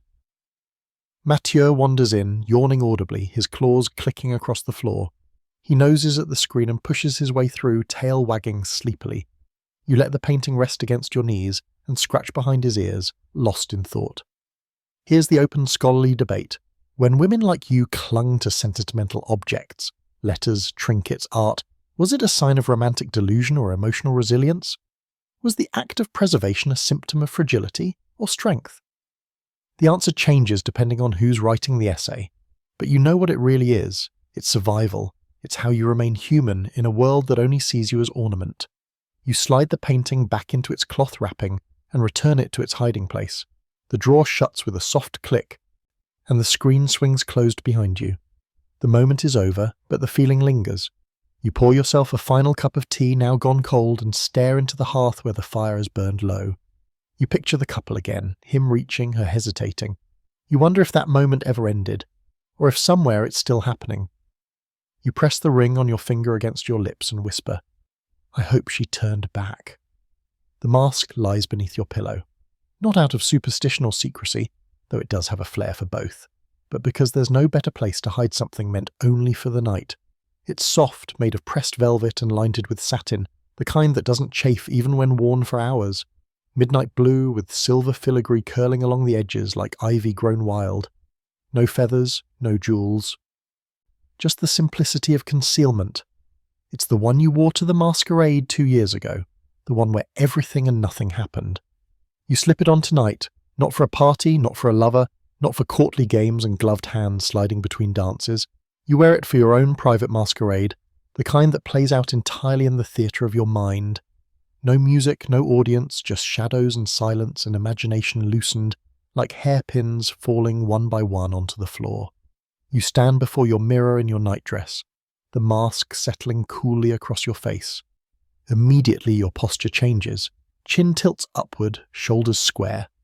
It's strange how the smallest layer of fabric can make you feel invisible and invincible at the same time.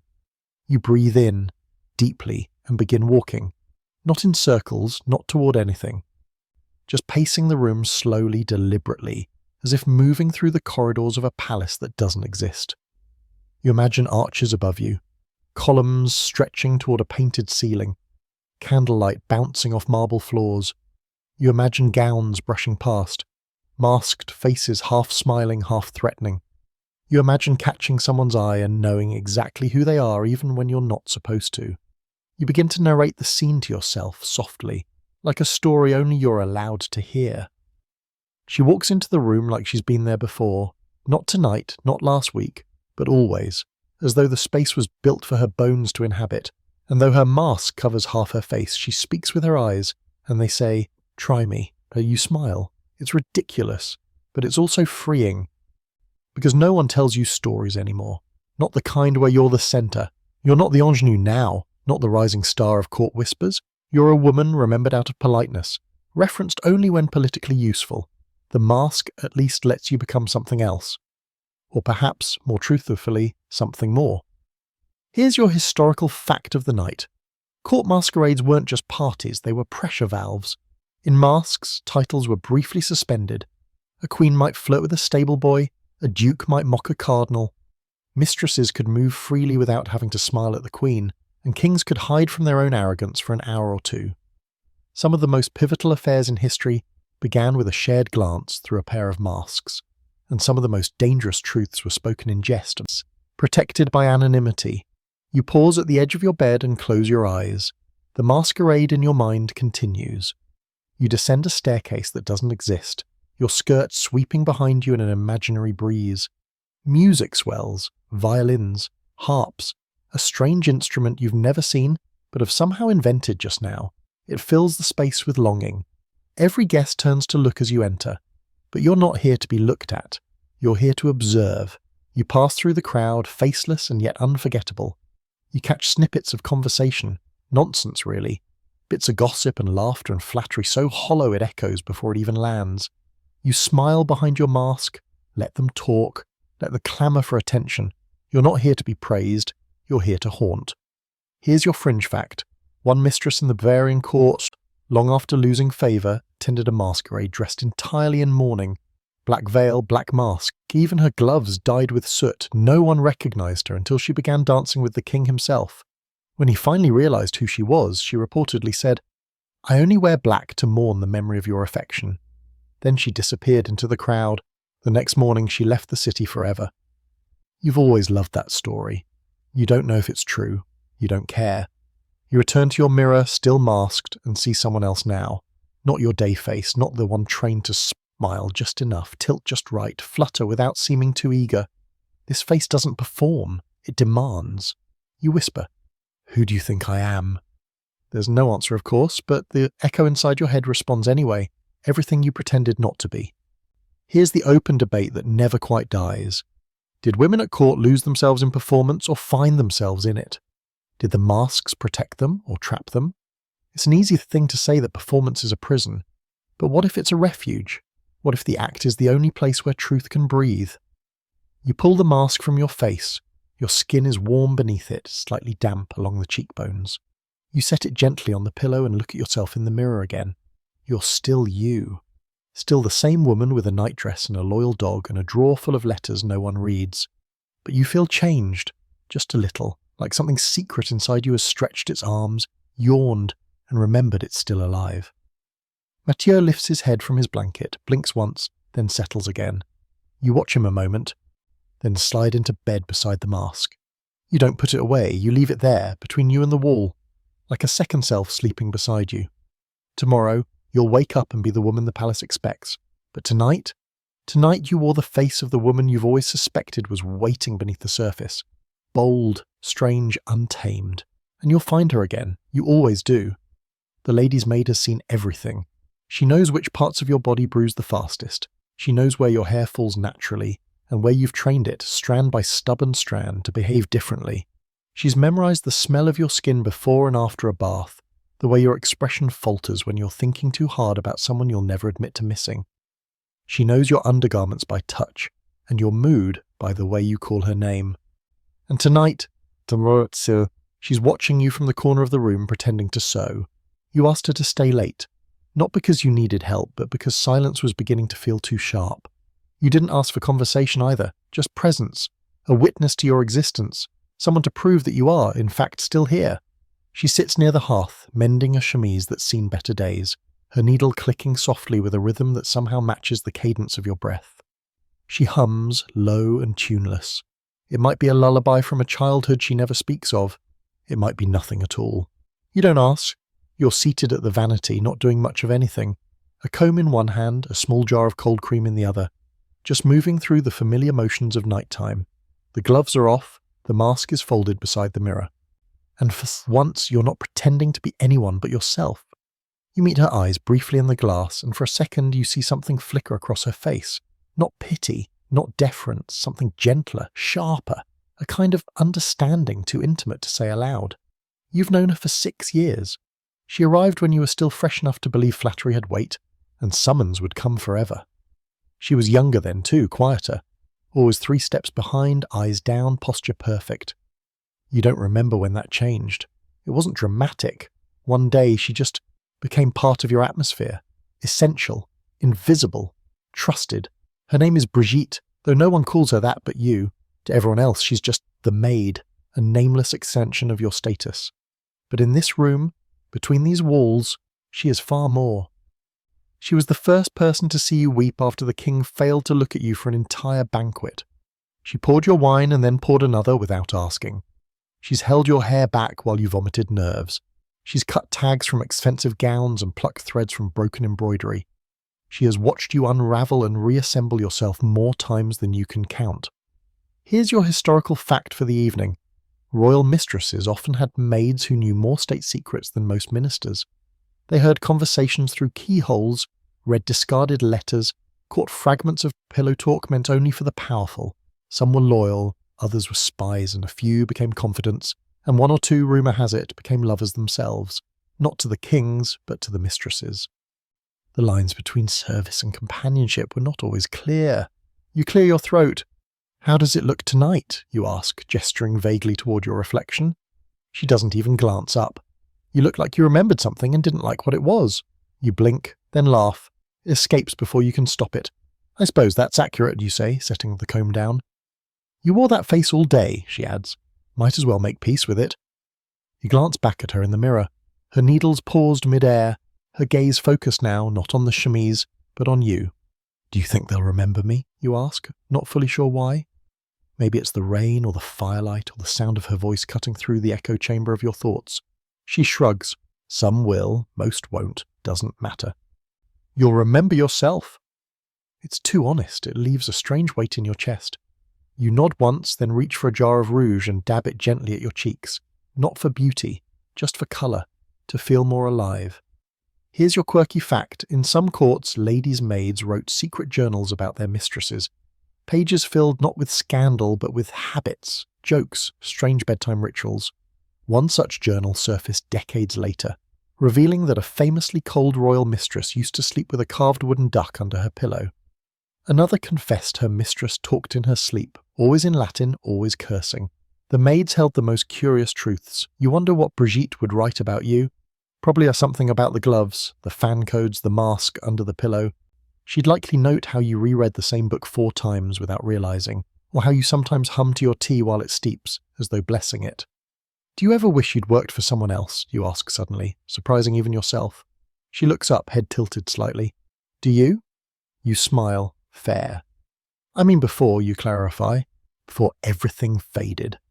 She threads her needle again and replies, You were never the type who needed someone to notice her to be real. You just forgot that for a while. You sit with that. The fire pops softly. Mathieu lifts his head, sighs, and flops back down. Here's the open scholarly debate. Were ladies' maids truly loyal, or just pragmatic? Were they companions or caretakers, accomplices or observers? Historians can't decide if these women were exploited or empowered. But you know the truth is both. Brigitte could walk away. She doesn't. And that says more than any letter or confession ever could. You turn to face her now, no mirror between you. Thank you, you say simply. She nods, then returns to her mending. But her humming resumes, softer now, more melodic. You lie back on the bed, arms stretched above your head. Eyes tracing the cracks in the ceiling. The candlelight flickers. Brigitte hums. And for the first time in a while, you don't feel alone in your solitude. You feel witnessed, and that somehow is everything. Your sheets know more than they should. They've held your sweat, your sighs, your sharp, hollow laughs when no one else could hear. They've cradled the version of you that emerges only when the day's weight has slipped off and the mask has been tucked away in its velvet drawer. Tonight, as you smooth them out and prepare for sleep, they feel especially crisp, freshly laundered and faintly scented with lavender and starch. A maid changed them earlier while you were in the garden maze, and now they're tucked with a kind of tightness that almost makes you want to ruin them on principle. You lie down slowly, careful not to wrinkle the corner where the embroidery curls like ivy. The fabric is cool against your back, your collarbone, the back of your knees. You exhale and close your eyes. Then instinctively you reach for the pillow beside you, not because anyone ever shares this bed anymore, but because that one pillow used to be his. There's no imprint left now, no scent, just memory lodged so deep into the stitching that it practically hums. You used to find comfort in those nights when he stayed.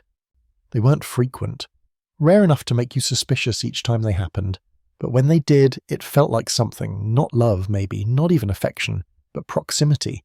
And in a world like this, proximity is its own kind of currency.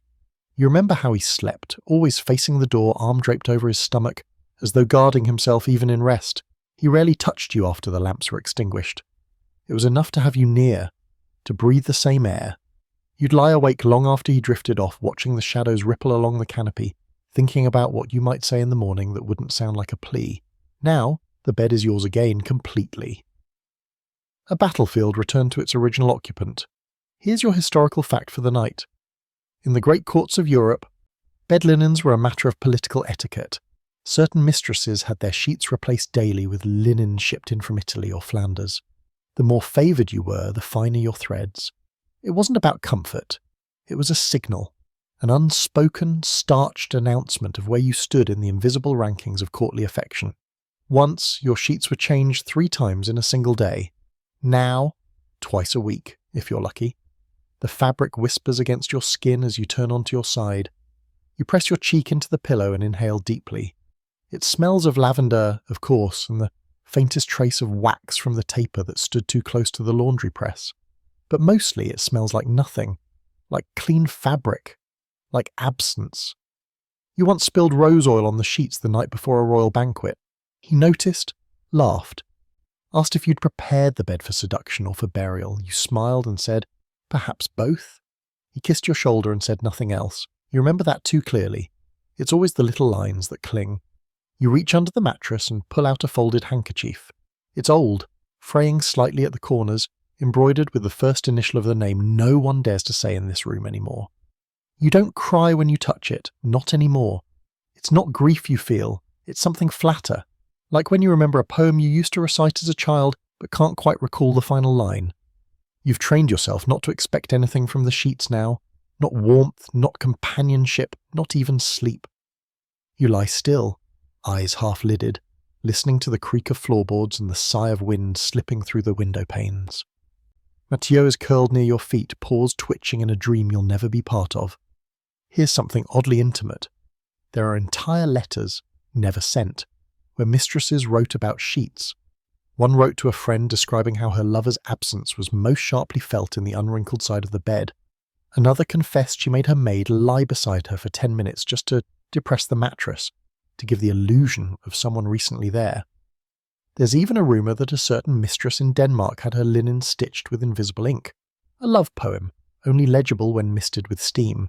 You've considered doing something similar, though your version wouldn't be poetry, just a single phrase embroidered along the hem in thread only you could recognise. Something like, "Still here, still my..." You reach for the edge of the sheet and twist it around your fingers, slowly, methodically. It becomes a kind of mantra, the fabric sliding between your knuckles. You think of all the nights you spent rehearsing what to say if he returned. All the mornings you woke up with the sheet curled in your fist like a lifeline. And here's the scholarly debate, of course. Were royal beds arenas of power or prisons of dependence? Was a mistress's place in bed a sign of dominance or just another silk cage? The truth lies, as usual, in the middle of the mattress, where warmth once lingered and now does not. You turn onto your back again and stare up at the canopy. It's embroidered with a floral design, ordered for you during your first year in this wing. You chose the pattern yourself. Clematis, a flower that blooms wildly, clings desperately, but grows best alone. You think about removing the extra pillow, about folding it up and putting it away once and for all, but you don't. Not because you're waiting for him. You're not. That's long gone. You leave it because its presence reminds you of something else entirely. That you once had power enough to make room in your bed and your heart for someone who never knew how to stay, and somehow you survived it. So tonight, the linens are yours, the pillow is yours, the silence is yours, and in the quiet cradle of starched sheets and moonlight, you sleep like a queen whose throne cannot be seen, but is felt in every thread beneath her.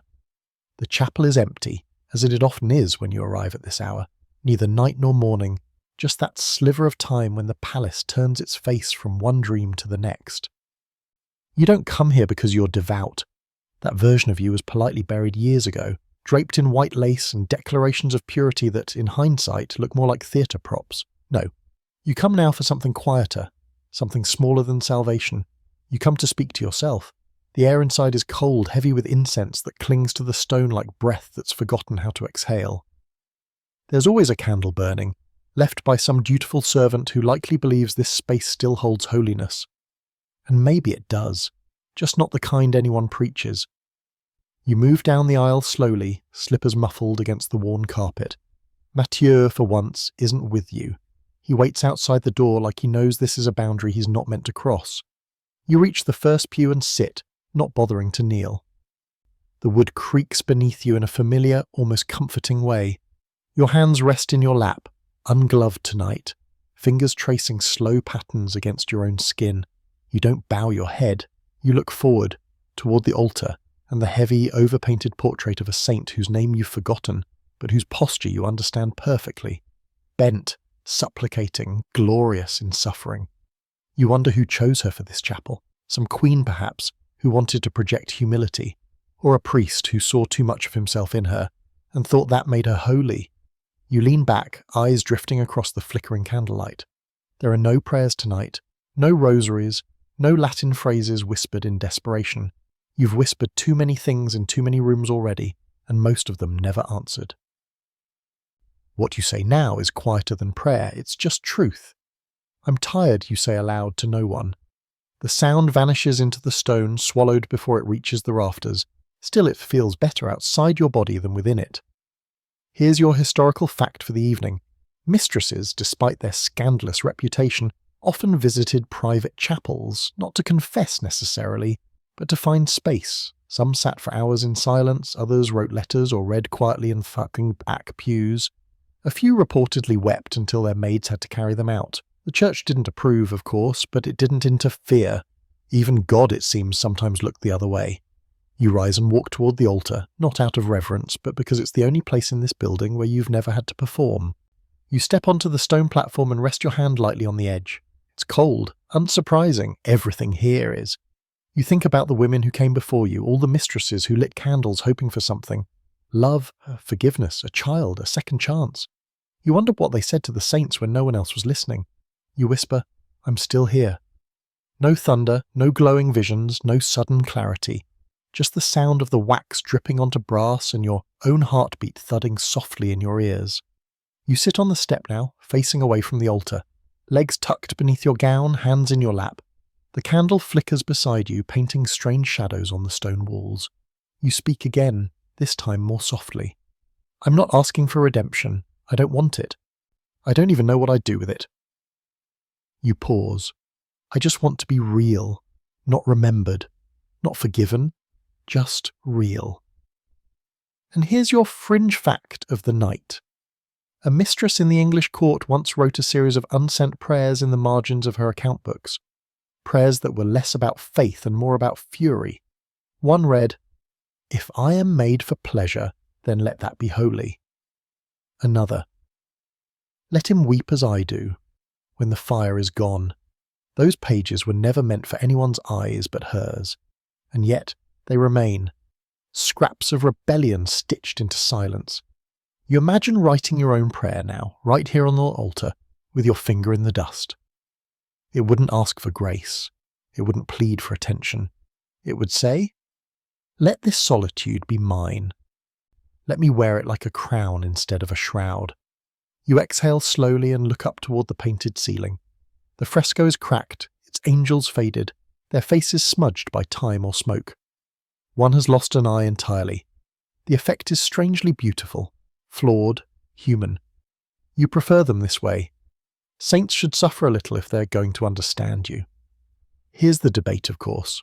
Scholars ask whether women like you ever turned to faith sincerely, or whether the chapel was just a quiet place to be seen not being seen. They write essays on performative piety, on the aesthetics of sorrow. They don't know the difference between performance and presence. You do.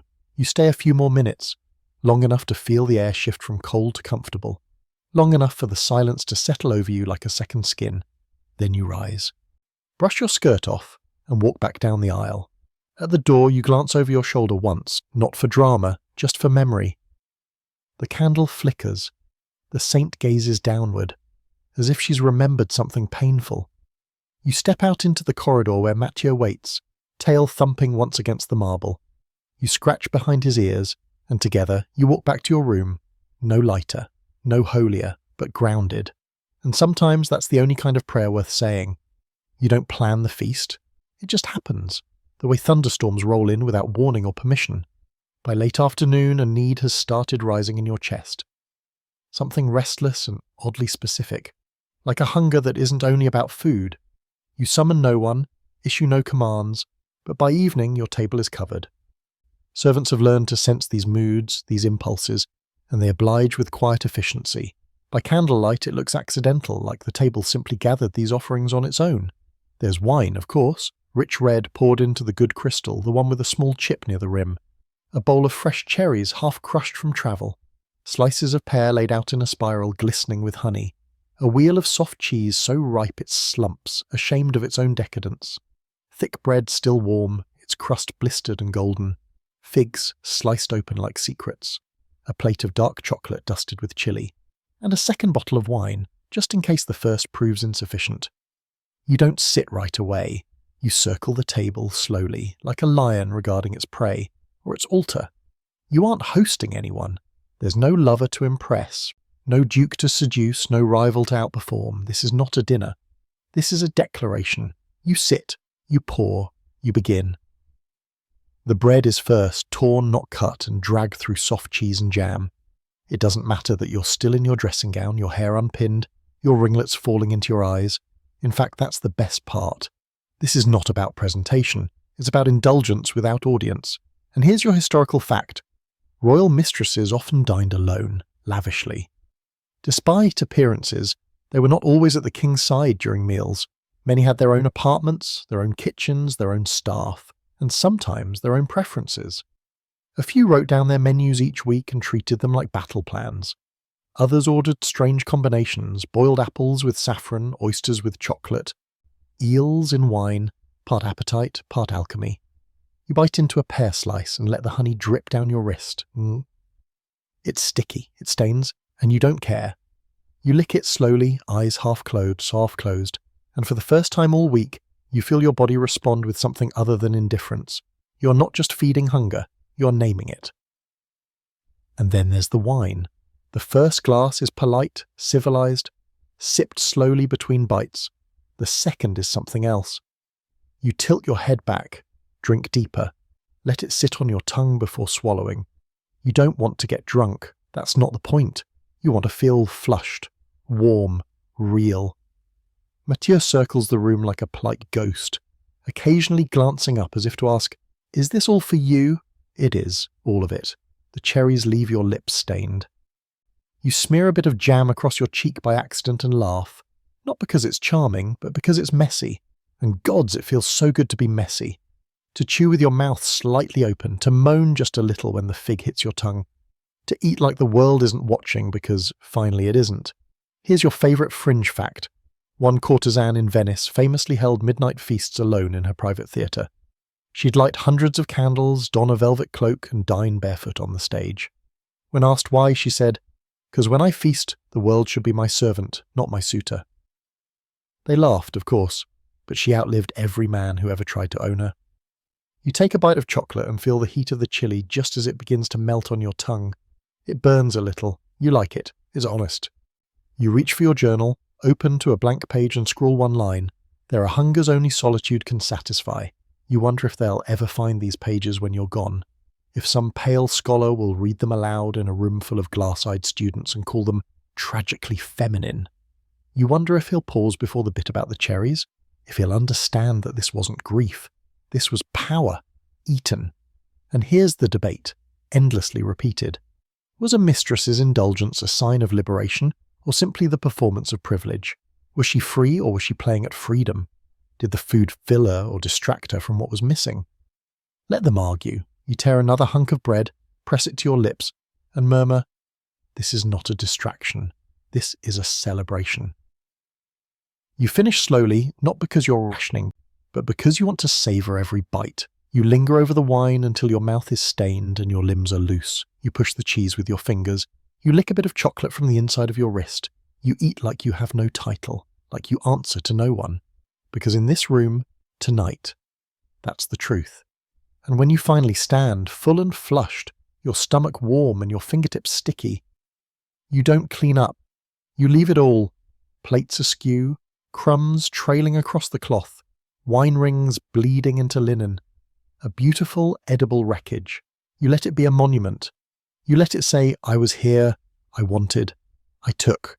And when you return to bed, limbs heavy and lips sweet, you dream not of the king or the court, but of a table that refills itself endlessly, and a woman who feasts with no need to ask permission. Fear doesn't always arrive with trumpets. It doesn't slam doors or scream in the corridors. Sometimes it seeps, quiet as steam. It enters the room long before you recognize it and settles beneath your ribs like a breath you forgot to exhale. Tonight you feel it, thin, persistent, curling beneath the silk of your robe and pressing against your spine like cold fingers. You've tried to distract yourself, you've read, you've eaten. You've reorganized the writing desk and fed Mathieu a whole slice of cheese just to see him wag. But still it's here. You sit by the window staring out at the garden maze, now just a blur of dark shapes under a smeared moon. The glass is cool beneath your fingertips, and your reflection stares back. Tired, a little smug, a little afraid. It's not a specific fear. Not some name monster creeping toward you on royal boots. It's subtler than that. A kind of knowing. An ache born not from danger but from diminishment. You can feel it in the way the maids no longer look surprised when your name isn't on the guest list. In how the steward addressed you last week with a slight pause before "Madam," as though searching for a title that may no longer apply. This is how it happens, you've been told. Not in fire, in fading. Here's your historical fact. Royal mistresses, even the most beloved, were rarely dismissed with drama. Most weren't banished, shamed, or publicly shunned. They were simply less invited, less summoned, less protected. They stayed in the palace while the king turned his eye elsewhere. They became part of the furniture, elegant, familiar, and overlooked.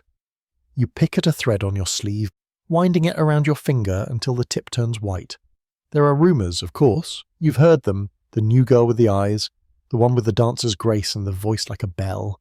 She's still too young to be considered a threat, but age is not a ladder here. It's a trapdoor. You're not old, but you've been present too long, and presence becomes suspicion when it isn't sparkling. The fear isn't that you'll be cast out. The fear is that no one will notice when you leave. Here's the odd lesser-known truth. Some mistresses feared irrelevance more than exile. One wrote in her journal, "Let them hate me, let them curse me, just don't let them forget my name before the ink has dried." Another faked a scandal just to remind the court she existed. You don't blame them, you've considered once or twice the value of a good scene. You glance at the mirror across the room. It's not far, but the light doesn't quite reach it. You can just make out your outline, familiar, still. You whisper, "Are you still her?" The woman who turned heads. The woman who could silence a room with a glance, who wielded her perfume like a weapon and her wit like a sword. Mathieu lifts his head at your voice, then huffs softly and settles again.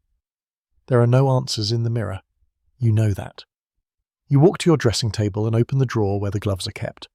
You pull out the old pair, the ones with the mother-of-pearl buttons and the faint rose scent that refuses to fade. You slip one on slowly, ceremonially. The other stays off. You stare at your hands, one elegant and composed, one raw and bare. This is who you are now, half in performance, half in truth.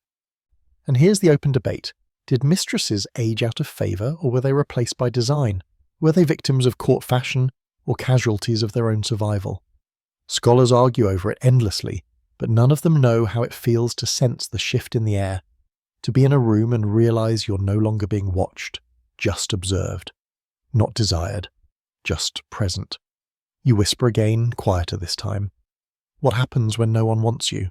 And then you catch yourself. No, not that. Not wants. That's the wrong word. What happens when no one needs you? That's the sharper cut. You move back to the window and place both hands on the glass. Your fingers leave prints, proof. You inhale deeply and say the only thing that feels true. I'm afraid. There, out loud, like bloodletting, like unclenching. The fear doesn't leave, but it settles. It sits beside you now, acknowledged, familiar, a guest, not an intruder. You stare out into the garden and imagine the statue hidden in the hedges. She's still there, still seated, still listening. You imagine her covered in moonlight, wrapped in ivy, cradling the little carved star you left for her. She's not afraid, she's still, and that's its own kind of defiance. You think about the Queen, how she's learned to endure indifference with elegance, how her power is not in being loved, but in surviving the lack of it. Maybe that's the lesson, to outlast the fear until it gets bored. You step away from the window, blow out the candle, and crawl into bed. You don't reach for the mask tonight, or the jewels, or the letters.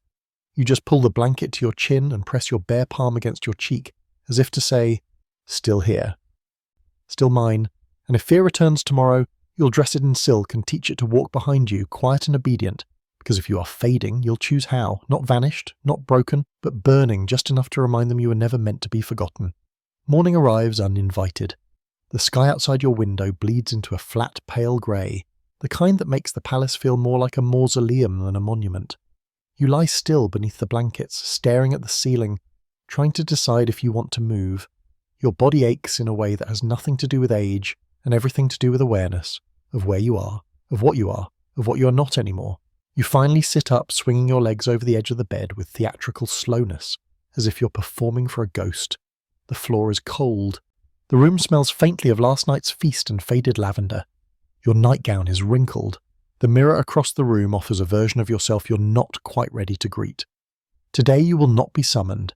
You know this the way you know the sun will rise, the way you know which floorboards creak and which servants are most likely to whisper. The summons stopped days ago, maybe weeks. Time in this palace bends, folds, gets pressed between layers of silence and ceremony until it's no longer trackable. Still, the absence is clear. You are no longer required. And yet, you stay. You dress slowly, not in silk, not in the soft, gauzy fabrics meant for lounging seductively near a hearth. Today it's wool, functional, plain, the kind of dress no one would compliment unless they were being cruel or political. You pull your hair into a loose knot, no powder, no rouge. You look at yourself in the mirror and think, this is what it looks like to become your own ally. You descend the servant stairs, no one stops you. A few bow, automatically. One girl curtsies so fast she stumbles. You nod in return, not because they expect it, but because you were once them, afraid to be seen and more afraid not to be. You step outside. The air is sharp, smelling of wet leaves and something vaguely metallic. Autumn is coming, the kind of chill that strips the trees and the courtiers alike. You walk slowly, taking the path behind the stables that no one bothers to sweep. The gravel crunches beneath your shoes. You pass a gardener who straightens too quickly, his eyes flicking to your face, then away, as if you're a relic, a statue. Something to be studied in secret but not acknowledged in the daylight. Good. Let them look. Let them wonder why you're still here. Here's your historical fact. Some mistresses outlasted their own reputations. They remained in the palace long after they were replaced, not out of defiance, but because exile would have meant defeat. One famously refused to leave her apartments even when her name disappeared from invitations. She hosted no guests, held no salons, and never again wore jewels. But she was seen. Every day she walked the gardens. Every day she was noticed. And eventually she was feared, not for her beauty but for her endurance. You walk the perimeter of the hedges, boots damp with dew. You don't go into the maze today. You've left your statue friend to her silence. Today is not about secrets. It's about standing plainly in the light. You find yourself at the East Terrace, the one that overlooks the training yard. The young guards are practicing. Their movements are clumsy, their swords bright and unused. You remember when they used to sneak glances up at your windows, whispering about the mistress behind the lace curtains. You wonder if they'd even recognize you now. You sit on the cold stone bench and watch them spar. You think, what if I had left? What if you had packed your jewels, burned your letters, taken your little dog and disappeared into some borrowed countryside villa? What if you'd started over as someone else with a different name and a simpler wardrobe? What if you'd become the story they tell in scandalous tones? She vanished without a trace. No one ever saw her again. But that's not who you are. You stayed. You're still here, and here's your fringe fact. One mistress in the Swedish court demanded that her former lover's portrait be taken down after he abandoned her. When they refused, she stared at it for an hour every day until the paint began to crack. No one could prove it, of course, but the rumour lived longer than the portrait. You rise from the bench, not suddenly, not with purpose, just because your body tells you it's time to move again, back inside, past the kitchen, where the scent of baking bread barely registers, past the armoury, past the staircase that once led to his rooms, where your name is no longer spoken. You climb the stairs to your own wing. The silence greets you like a sister. In your chambers, the fire has gone out. You don't ask anyone to relight it. Instead, you move to your vanity and open the drawer that holds the ring. You slip it on. The bluestone catches the window light and holds it like a tiny flickering truth. Then you take out the fan, the one you learned to speak with when words were dangerous. You hold it, open it, flick your wrist. 3 quick motions. I remain. You look at yourself in the mirror. You smile. And here's the final debate. Did women like you stay out of pride or because they had nowhere else to go? Were they stubborn or strategic? Were they ghosted of their former power, or proof that power once held is never fully lost? You lean forward and whisper to your reflection. I stayed because this place is mine, because I know every corridor, every lie, every whisper, and because someone has to remember. Your voice is steady. Your eyes do not waver. You stand, back straight, and cross the room. You sit by the window, you pick up your pen, and you write, "He has forgotten me. But I have not forgotten myself." The night is quiet in a way that feels intentional, like even the walls are holding their breath for you. The wind doesn't bother the shutters, the fire doesn't crackle too loud, and Mathieu, curled up beside your armchair, doesn't so much as twitch. It's the kind of sauna that only arrives when everything else has stopped trying, when no one's watching, no one's whispering, and no one expects you to be anything but exactly what you are. A woman in a faded dressing gown, holding a glass of wine that's been warming in her hand for half an hour, staring out at a world that has moved on without her. You should feel bitterness, maybe even rage. But what you feel is something else. Something quieter, not peace exactly, but a closeness to it. Like a door is closing that no longer needs to be held open. You spent years waiting for the summons, years pretending not to count the hours, not to notice when the letters stopped coming, when the looks turned from flirtation to pity to polite disinterest. You adjusted your smile accordingly. You changed your walk, your tone, your perfume. You learned to read the air like scripture. And still the end came, not with a confrontation or a scandal or a heartbreak, just silence. And now, tonight, you sit inside that silence and let it wrap around you like a second skin. Here's your historical fact for the evening. The final nights of royal mistresses were rarely dramatic. Most didn't get tearful goodbyes or public closure. They were simply passed over, moved aside by younger favourites, quieter mistresses, shifting alliances. Some left willingly, some stayed and faded into the wallpaper of the palace. A few, the clever ones, reinvented themselves entirely, becoming patronesses of the arts, confidants to queens, even political players in their own right. You rise from the chair and walk slowly toward the writing desk. The pages are still open from earlier. Your handwriting is neater now, steadier than it's been in weeks. You sit, dip your pen, and begin again. Tonight, no one is waiting for me, and for the first time I am not waiting either.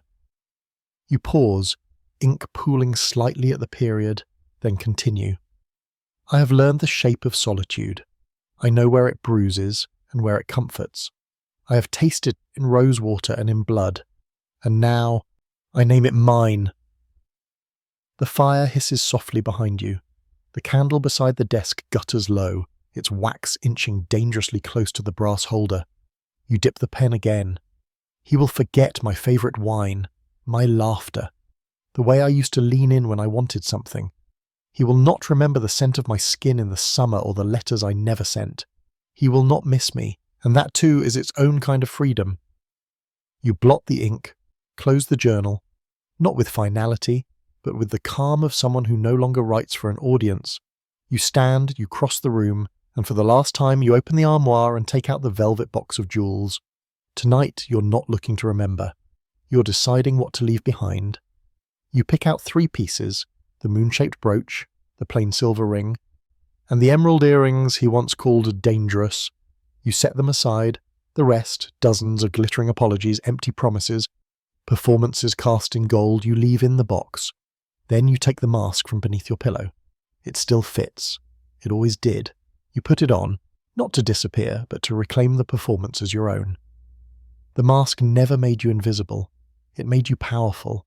And tonight, you wear it not for a king or a court or a scandal. You wear it for you. Here's your fringe fact. One royal mistress held her final audience in full costume, mask and all, refusing to remove it even as the king said goodbye. When asked why, she replied, "Because I was always more real this way." No one ever saw her again. You walk to the mirror. Look at yourself. You are not what you were. You are not who they loved. You are not who they lost. You are who stayed. And now who leaves, on your own terms. And here's the final debate among the historians, the ones who sit in libraries and argue over your name. Were royal mistresses powerful women undone by love, or powerless women who learned how to wear power like a gown? Let them argue. Let them comb through your letters and diaries and whisper theories in lecture halls. You know what you are. You are the woman who learned to wait without wilting. The woman who feasted alone and made it divine. The woman who wore a ring that no one else valued and made it sacred. The woman who turned solitude into ceremony. Tonight is your final night alone in this palace. Not because you've been sent away, because you've decided to go. And in the morning when the servants arrive to find your chamber quiet, your bed made, your jewels rearranged just so, they'll whisper. Of course they will. They'll wonder where you've gone. They'll invent reasons. Some will say you ran to another lover. Others will say you broke, faded, lost. But you'll know. You'll be in a carriage somewhere, headed nowhere in particular, with a Mathieu beside you and your mask tucked inside your coat and a ring on your finger that still fits.